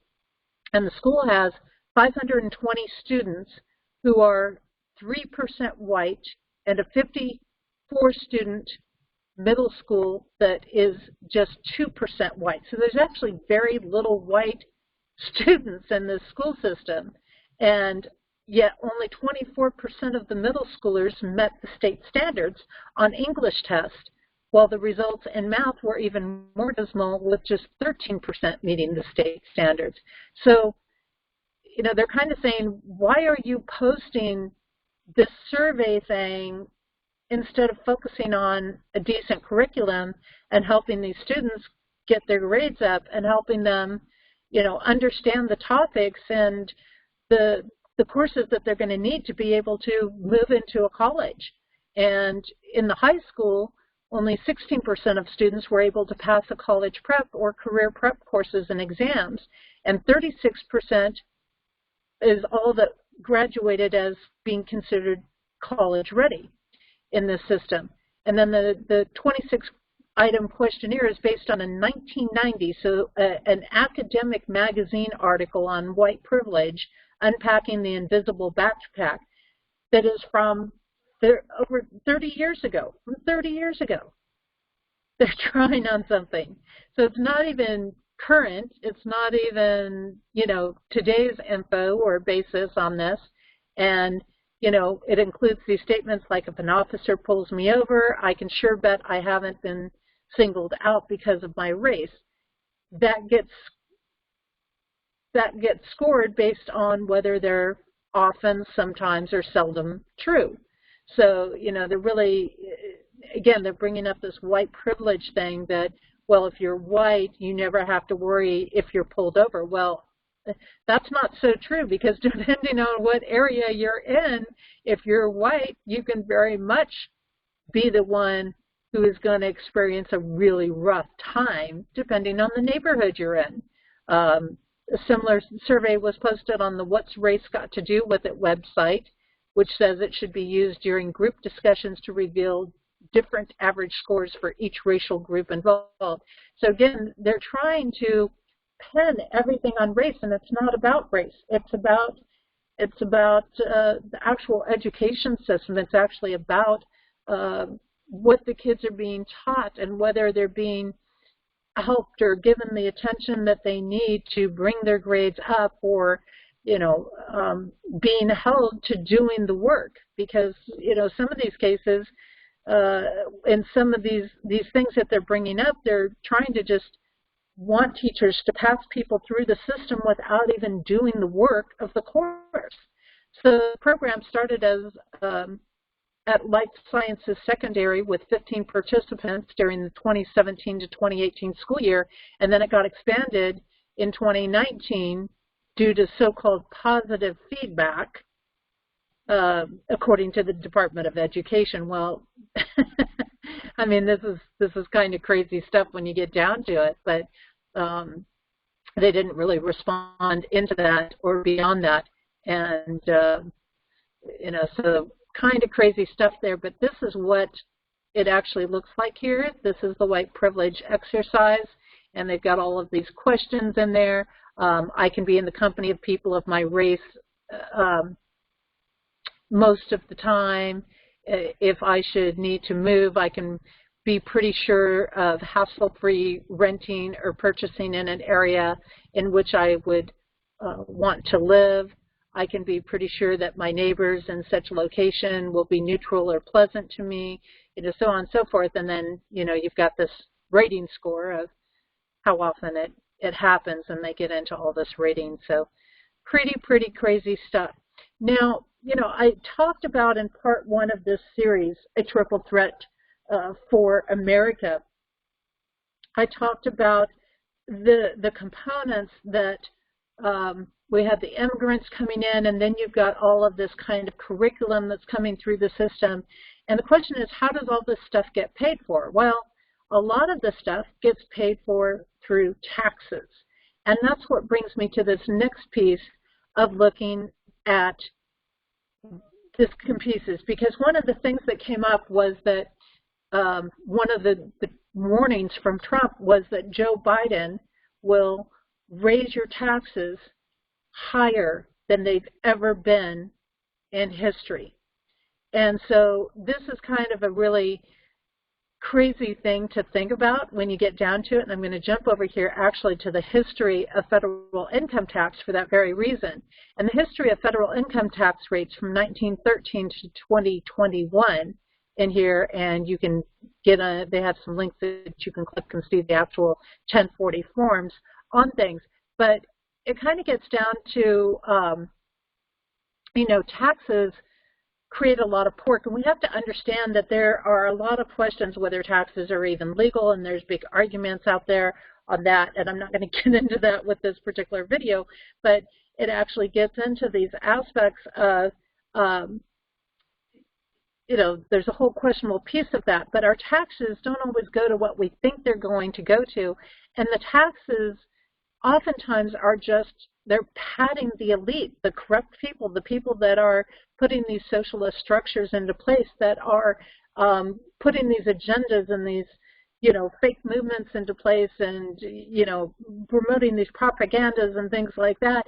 It's going right back into it. And the way it does that is they charge, and then they have these different areas that the money can go to, and then they go into the slush funds, and they go into things like the UN and stuff like that, which then goes out and it funds things that Gates is attached to, and then Gates organization funds other research programs that Anthony Fauci is attached to, and the National Institute of Health. And so they just kind of move the funds from one slush fund to another, and it's really not about using your tax money to help you or make your school systems better, but to use your school systems to promote the propaganda that they want, or to promote the agendas that they want, for example, by bringing in some of these illegals that they know have records. I'm not talking about the ones that are genuine, trying to make a better life, but they know they have a record, and they bring them in for political agendas so that they can pad different things, just as we've seen in election processes, and they pay them then to follow out to create the narratives and the agendas that they want the public to see in this. So, this is where a lot of these tax law stuff, they have all this padding to it, and they have all these crazy things to it. But, there's a quote that they have on here, as Will Rogers says, The difference between death and taxes is death doesn't get worse every time Congress meets. And that's pretty funny, really, when you think about it. Now, in 1913, the top tax bracket was 7% on all income over $500,000, and $500,000 in 1913 would be equivalent to $11 million in today. So, you know, that's kind of an interesting perspective, and they only tax 7%. So I mean, there's not a lot of people that are in this kind of a high tax bracket like that, and yet they had this fairly low tax. And the lowest tax bracket for people was at 1%. So, I mean, think about that. Imagine if all you had to pay on your earnings was 1%. Like, that would be pretty awesome, right, in the scheme of things. But then World War I comes into play, and in order to finance the U.S. participation in World War I, and by the way, this comes from the BradfordTaxInstitute.com. This is part of their free resources on federal income tax rates. And so in World War I, you know, they needed to finance World War I because, as we know, every time the elite feel like they're not getting enough money and the cabal systems feel like they're not getting enough money, what they do is they create a world war. So then they get all this financing, and then it passes around through the slush funds, and it keeps going from there. So Congress then passed the 1916 Revenue Act to help fund this World War I. And then the War Revenue Act of 1917. And so the highest income tax rate jumped from 15% in 1916 to 67% in 1917, and then to 77% in 1918. So, you know, they like to say war is expensive, right? But this is how they believe they're going to stimulate the economy, is by taxing people. But you can't just endlessly tax people. Eventually people are going to say, why am I working? You know, when you get to a certain point, why am I working? What am I working for? And this has been a big shock to some of the kids when they first get their first job. And it's like, wait, you took all this money out, you know? What do you mean I don't get to keep everything that I'm supposed to be paid? After the war, the federal income tax rates took on the steam of the roaring 1920s, and they dropped down to 25% from 1925 to 1931.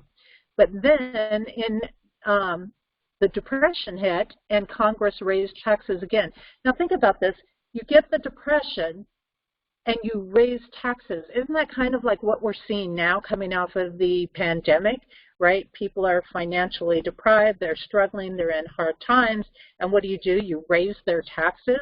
So in 1932, during the Great Depression, when everybody's in this suffering stage, right, they raised the taxes from 25% to 63% on the top earners.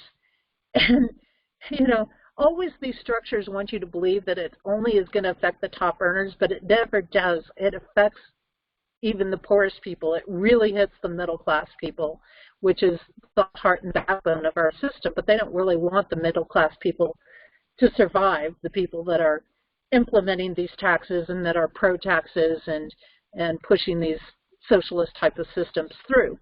So World War II then comes along, and, you know, again, war is expensive. So in 1944, the top rate on income tax went to 94% on taxable income over $200,000, which would be equivalent to $2.5 million in today's deal.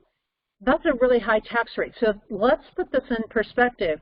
If Trump is correct and Biden is going to go for making the biggest tax increase in history, right, we're going to start seeing anywhere from 70 to 95% of our income will be taxed. So I want you to think about that for a minute. That means that you're only going to get anywhere from $5 to $30 on every $100 that you earn. The rest will go to taxes. And this is exactly the direction he's headed. He's got these tax bills in motion. He's trying to push this stuff through now. And, this is crazy. How long before, you're working and, you're supposed to take home, I don't know. I don't know of a lot of people that are in the six-figure range, but, there definitely are. But let's say, you're supposed to take home $10,000, right? And that's your earnings are, out of every $1,000, you're only going to walk away with like $50. I mean, let's get real. How many people are going to spend 40 hours a week working at a job to walk away with 40 or $50 at the end of the week? I don't think there's a lot of people that are going to do that, because once you multiply that over, that's not going to pay rent. That's not going to pay food. And when these taxes and things are going up, what happens? Also, they start raising the cost of products on top of that, because those businesses have more taxes to pay. So now they got to offset those taxes that they have to pay. And how do they do that? They charge you more for the products. So now you're having to pay more and you're earning less. It's a system that doesn't work. Taxes have never worked. Taxes never truly stimulate the economy. They never truly help people. The higher the tax rates go, you're actually creating a debt system with that. So then we get into the 1950s, the 1960s, and the 1970s. So over this 3 decades, the top federal income tax rate remained high, and it never dipped below 70%. So again, imagine that. Imagine if 70% of your earnings were going to taxes. It doesn't leave you with very much. When I think about this, and I think about Jesse's parents, I don't know how they made it. Even those people that had a decent income, they didn't walk away with very much. So if you're in business for yourself and you have a lot of control over how much you pay in taxes, what you do is you learn how to reduce your taxes legally, and these types of things. And this is where people think that by putting these so-called taxes on the rich, well, first of all, again, they never stay with the rich, but what happens is there's so many tax deductions. When you get into the Trumps and the Gates and the, these people, the Zuckerbergs and people like this that are, making multi-million dollars a year, or billions of dollars a year, whatever it is, they've got so many tax deductions in there that, which is not necessarily a bad thing. That can be a good thing, and that can actually help stimulate the economy. But, they're never really going to be hurt by these tax increases, because they'll just keep finding the loopholes and the tax deductions to where they don't really have a lot of taxes to pay. And so they're never really hurt by this stuff.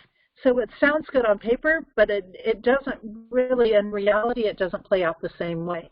So then you have, in the 1980s, they came out with the Economic Recovery Tax Act of 1981, and they slashed that highest rate from 70% to 50% and indexed the brackets for inflation. And then the Tax Reform Act of 1986, claiming that it was a 2-tiered flat tax, expanded the tax base and dropped the top rate to 28% for taxpayers beginning in 1988. And then the high tier was that the broader base contained fewer deductions but brought in the same revenue. So, they kind of clamped down on some of the deductions at that time, but, they were still pulling a huge amount of revenue in on the taxes. So they claimed that they would never have to raise the 28% top rate. And the 28% top rate promised lasted about 3 years, and then it was broken. So then during the 1990s, the top rate jumped from that 28% to 39.6%. And the Economic Growth and Tax Relief and Reconciliation Act of 2001 dropped the highest income tax rate to 35% from 2003 to 2010, and then the Tax Relief, Unemployment Insurance Reauthorization, and Job Creation Act of 2010 maintained the 35% tax rate through 2012. And then in 2013 to 2017, the American Taxpayer Relief Act of 2012 was increased the highest income tax rate to 39.6%. And the Patient Protection Act and Affordable Care Act added an additional 3.8% act. So you see where you thought you were getting health care for free? They actually just worked it into your taxes, is what they did. That's what the Obama administration did, in essence, is they just put it right into your taxes. They charged you for it anyways, and in that process, they still raised your taxes. So you still had, for some people, some pretty high rates to pay for insurance, and they taxed you and they covered it through your taxes. And they supported corrupt chains in the process because of the companies that they hired were not really working ethically. And then, that added on, and that brought it up to 43.4% at that time. In 2018 to 2021, the highest income tax then was lowered back down to 37% for tax years beginning in 2018. So Trump brought a lowering of the tax rate down, and the additional 3.8% is still applicable, bringing it to 40.8% for the top earners. So, what this means for the average person, so to say, or the person, is that it shows that that tax law is always changing, and you got to kind of pay close attention to how these changes are happening and where they're happening, and it influences, different things of how you may want to do things. But the key is, what scares me in this is I pulled this up to specifically look at that highest rate, and that's what we're going to have to watch for, because we're going to have to stand on top of that, because once that happens, people will lose everything. They will lose everything from it. So taking a look at how your tax dollars are used, and this is, again, an overview. This is from dummies.com, just to simplify everything and how this works. And they believe, most Americans believe, that your federal taxes are going to help the American people, that are going to pay for their infrastructure, that are going to pay to repair the roads, that's what most people believe. That some, relatively minor federal programs are going to receive more in federal spending than they actually do.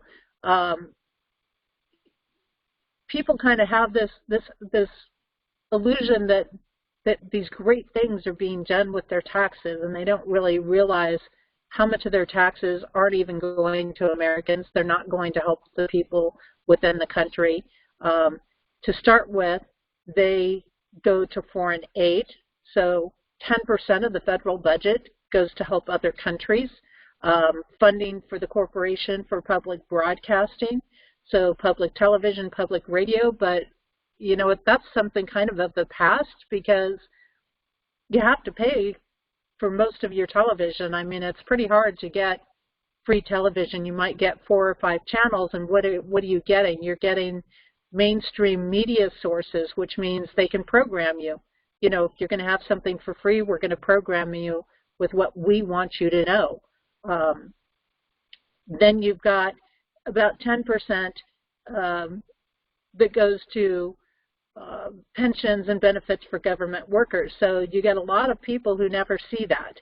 A lot of people that are never have anything to do with that. But their taxes are going to support government workers. And think about that. When you think about your politicians and what they're putting through, should you really be paying for all of their benefits and them getting these magnificent benefits that you don't have any rights to get? They're not even offered to you. Even if you paid for it, you couldn't get it. Talk about inequality. Let's start with our government. Forget about white supremacists. Start with the government. food and housing assistance for the poor.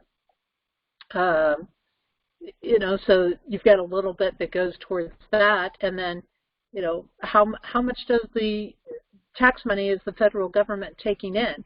Approximately $2.16 trillion in the fiscal year in 2010 from individual income taxes, social insurance, retirement receipts, corporate income taxes, excise taxes, estate and gift taxes, customs duties, and reserve deposits and miscellaneous receipts. So about 2.16 million. It's sure quite a bit higher than that because that's a 2010 estimate. And where does the federal government spend the tax money? Well, you have mandatory spending, which is going to include programs, and that's what they call entitlement programs, which are funded by eligibility rules or payment rules. They're authorized by permanent laws. Congress creates a program that then determines who's eligible for the program that they probably created, and how much each eligible participant will receive, and any other criteria. So spending is then determined by estimates of the number of eligible participants. Well, you can see how easily this could get very biased in things, and that it could go towards the things that they want to promote in things. But it makes up about 2/3 of the total federal budget, and it includes things like Social Security, Medicare, veterans benefits, food stamps, along with interest on the national debt.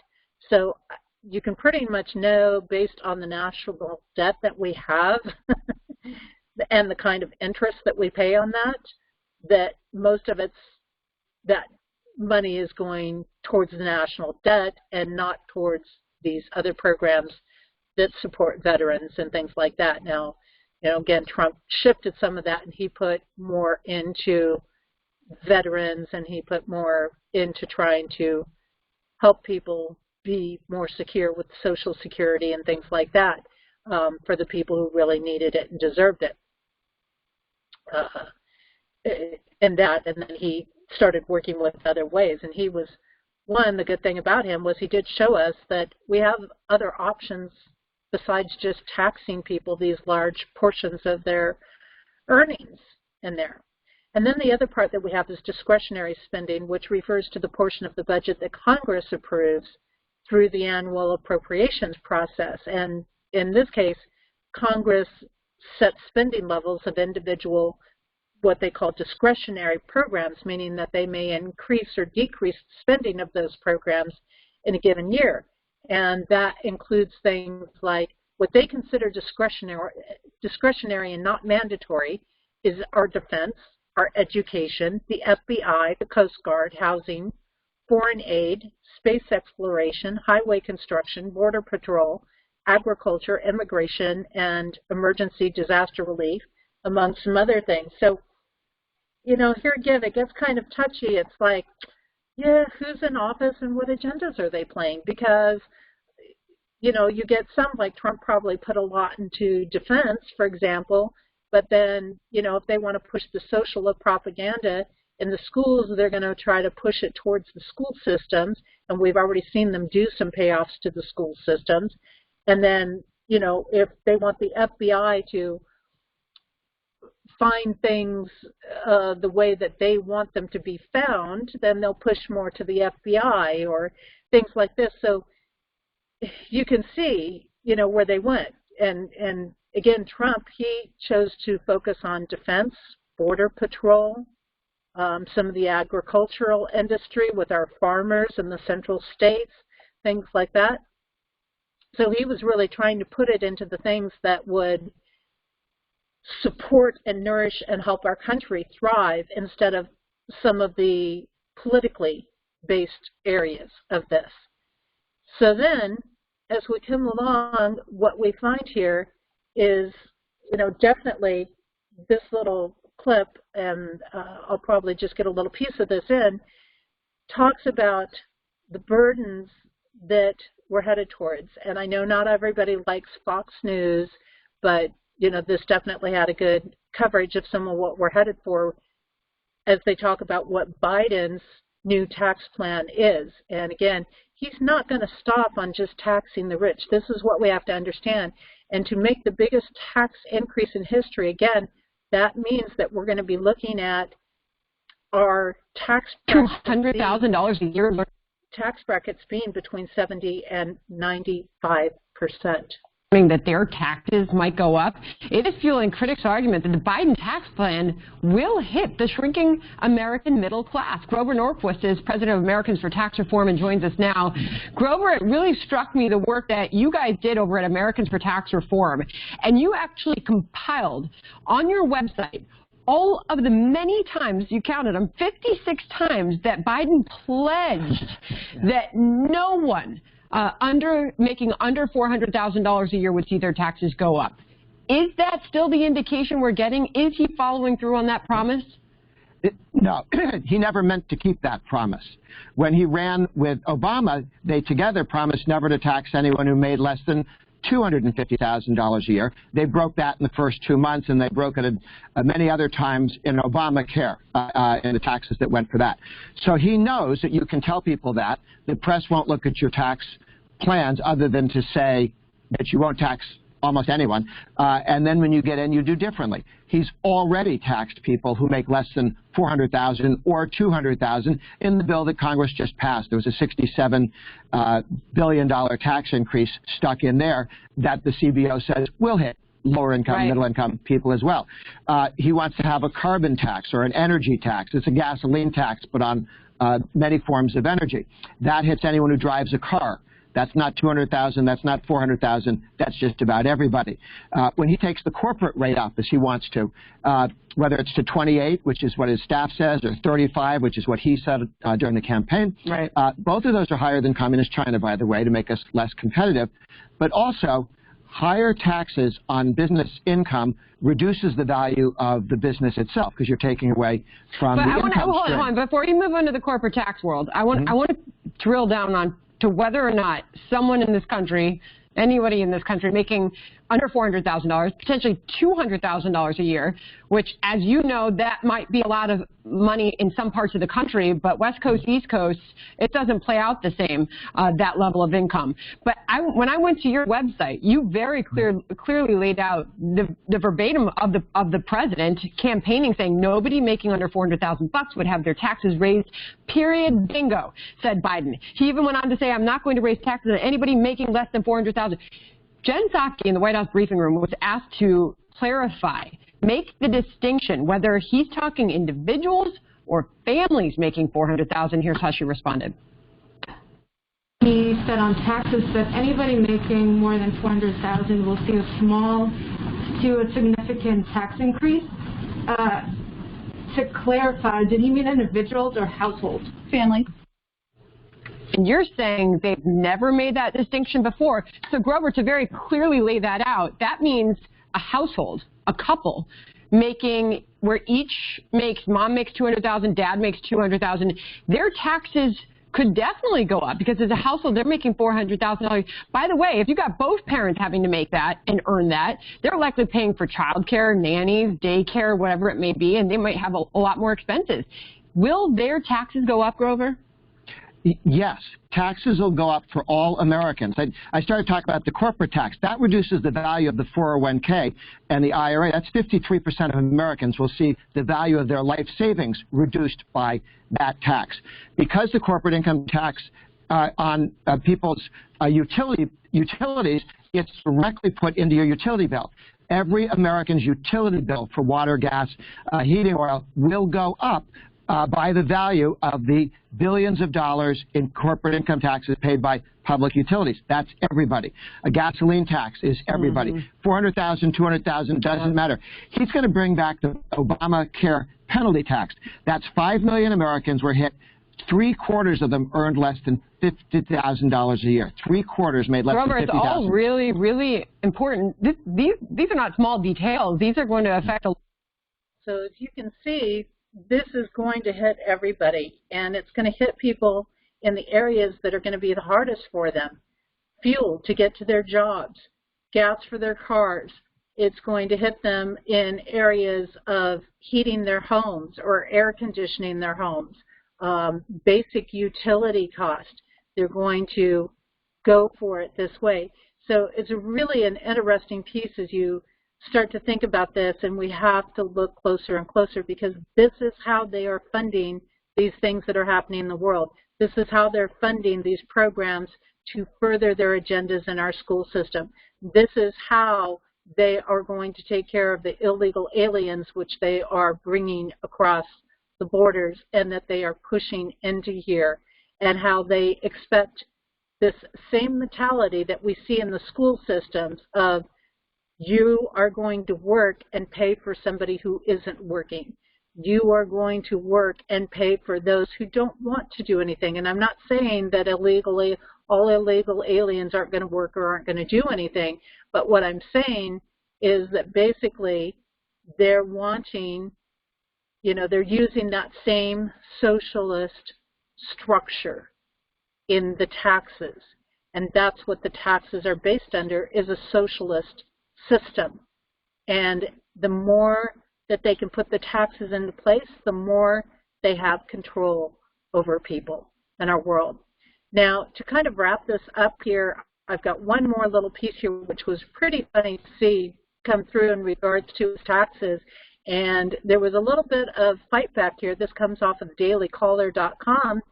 And there was a billboard that was put up in Times Square that just ripped his small business tax increase, that just tore it apart.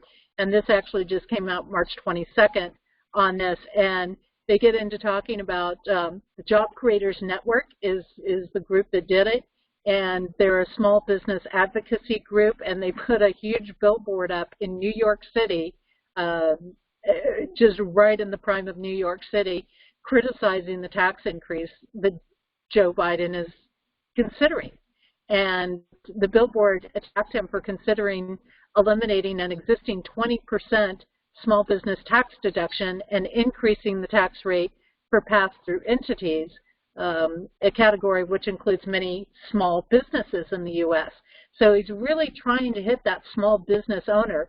And again, this is something that Trump warned about. They want to get rid of the small business owner, because the small business owner represents freedom. The small business owner represents opportunity, hope, the possibilities. It represents independence. And they don't want people to have that. They want a rich and a poor.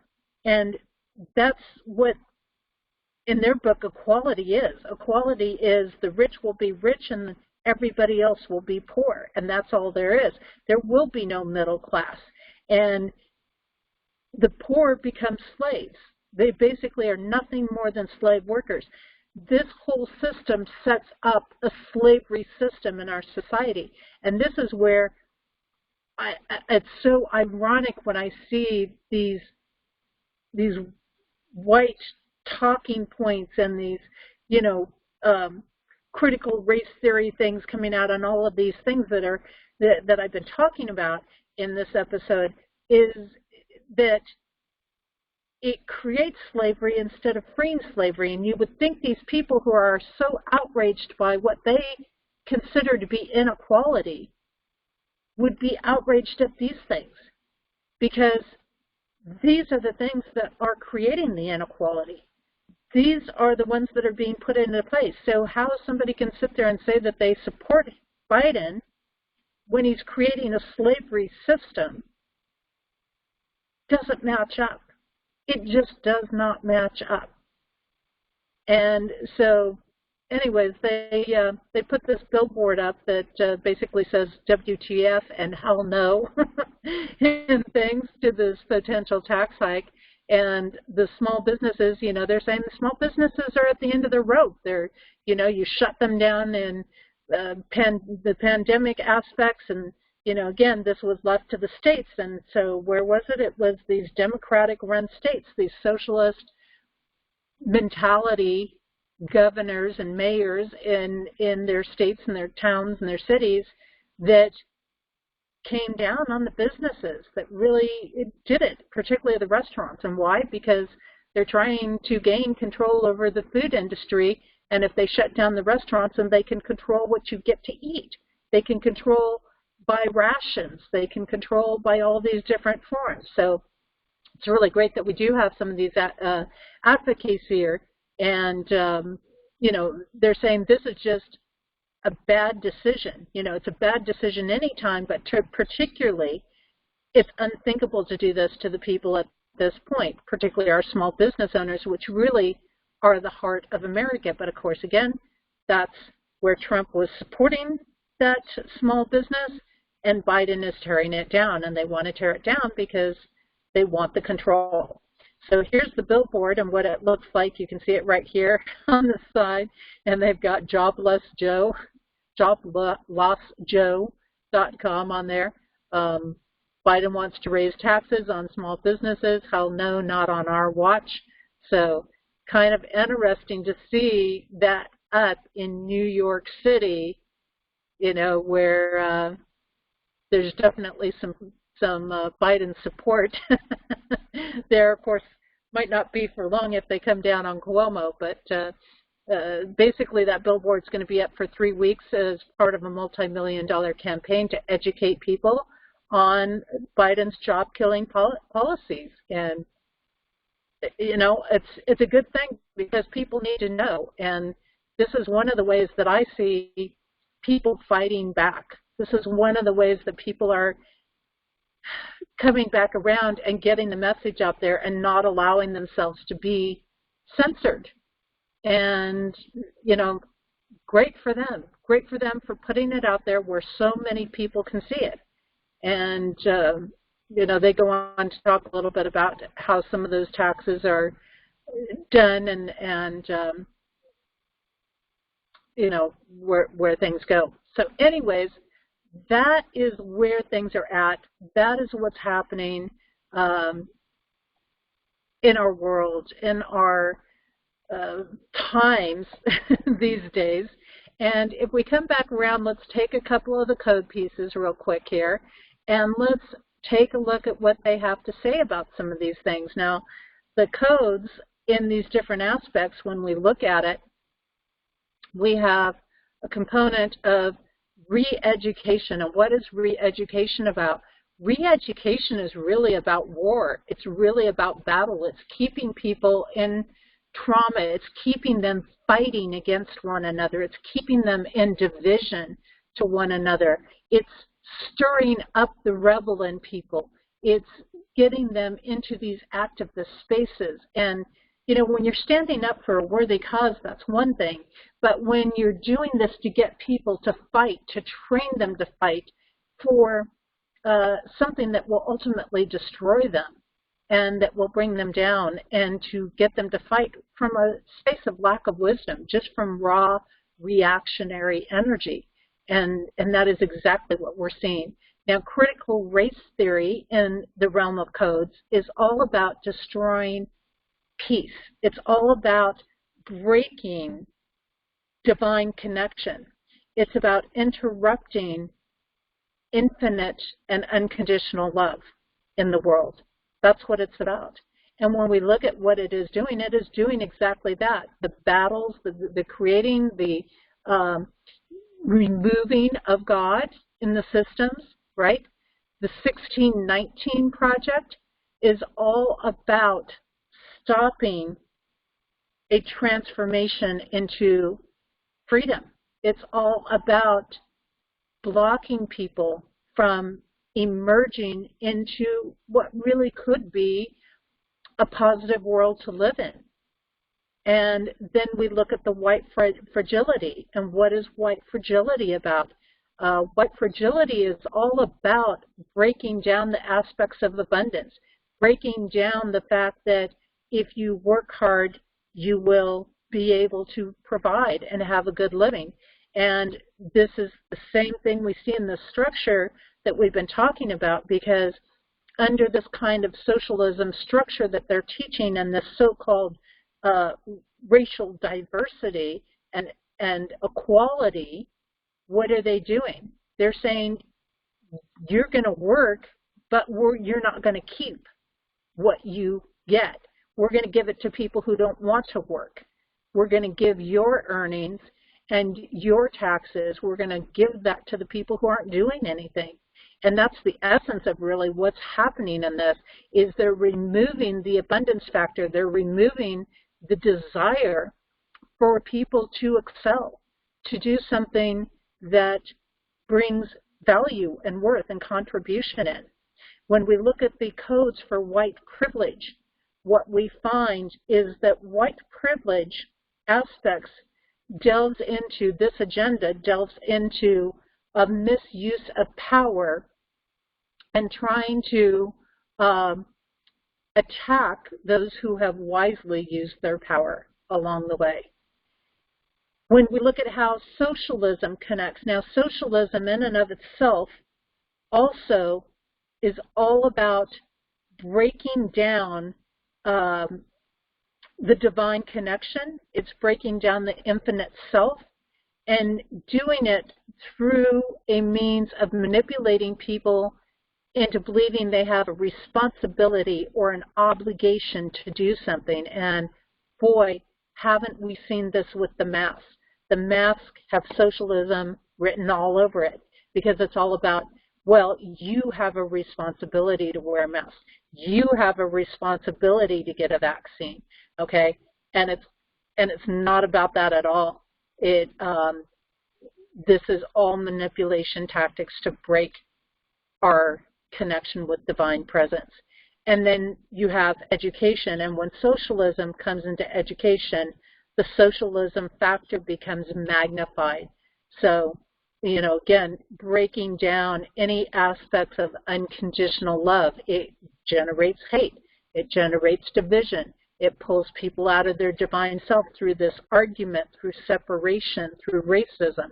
And, you know, they claim to be against racism, but they're creating racism in aspects.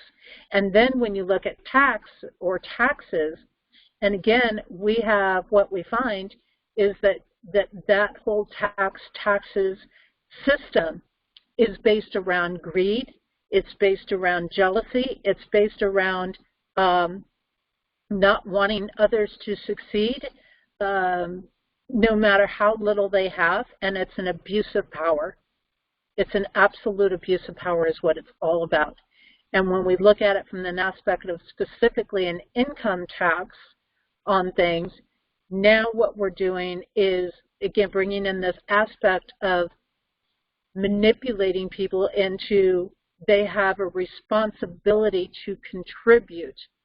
So basically an income tax, what they're saying with that is you have a responsibility to contribute to the UN. You have a responsibility to contribute to this piece of thing or that piece of thing. You know, your choice is taken away in an income tax. It's not saying you have a choice to contribute to the roads, or you have a choice to contribute to the military, or you have a choice to contribute to foreign aid or things like this. And here's where it gets touchy, because I think most people are willing to say, well, yeah, I'll contribute to, you know, a little piece of this or that to, you know, help keep the roads maintained, or to, you know, help take care of people who are truly in need or things like that.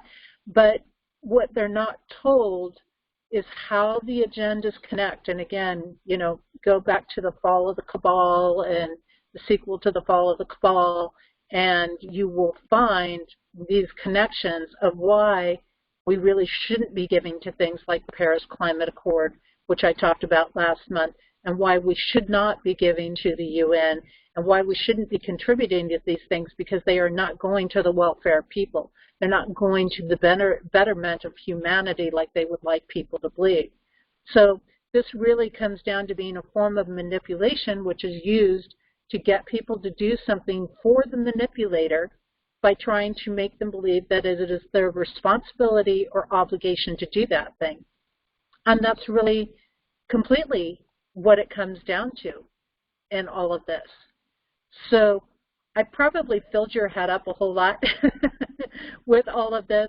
I do want to bring up just a little reminder. If you like these insights, and again, what we have to do is we have to stand up to to the changes that are happening. We have to stand up to what is going on in our systems. We have to pay attention. We can't just assume certain things are happening. So I encourage parents to do it. And even if you're not a parent, stand up for the children, because they're our future. They are what is going to carry our world through beyond this. And they need to know the truth so that these systems are not perpetuated in our world, so that we can start to bring a closure to these crimes against humanity, so that they can actually make informed decisions and we actually raise them up to be educated, not just from the textbook knowledge, but to be able to understand things and to have the ability to reason through something and to see these patterns and to see how easy they can be manipulated if they're not paying attention. So we need people to stand up, and that's really the solution in this thing, is we have to pay attention, we have to be aware, and we need to stand up and say, absolutely not. We're not going to agree to this. We're not going to put our children through this. We're not going to allow you to do these things. And that's where it comes down to it. And you might already be seeing my book up on the screen here. For those that want to delve more into some of the things that we face throughout the year on our world, take a look at the Code Journey. I write a new edition every year, and this is absolutely a great opportunity. You can check it out more on my website on the Goods tab. The website is compassioncodes.com, and that is your opportunity to really check out the work on a day-to-day basis, and it just really is a great guidebook for keeping the mind open, for asking the questions we need to be asking in our life, and for getting through each day here on Earth. And actually, I'm not sure if I paused that, but let me bring that back up. I think it's up there now. With the Code Journey book, that's what it looks like for 2021. And it's a pretty thick book. It's a pretty big book on there. But really, we are in powerful times.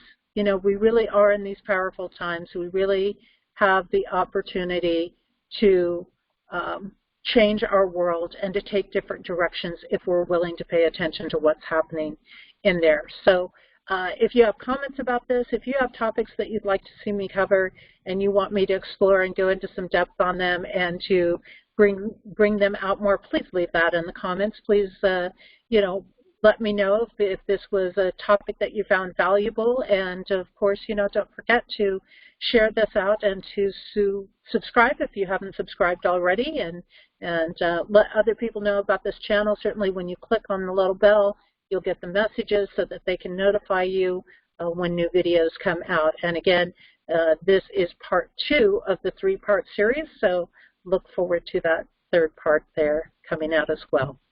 And take care, everybody, and I will be seeing you soon.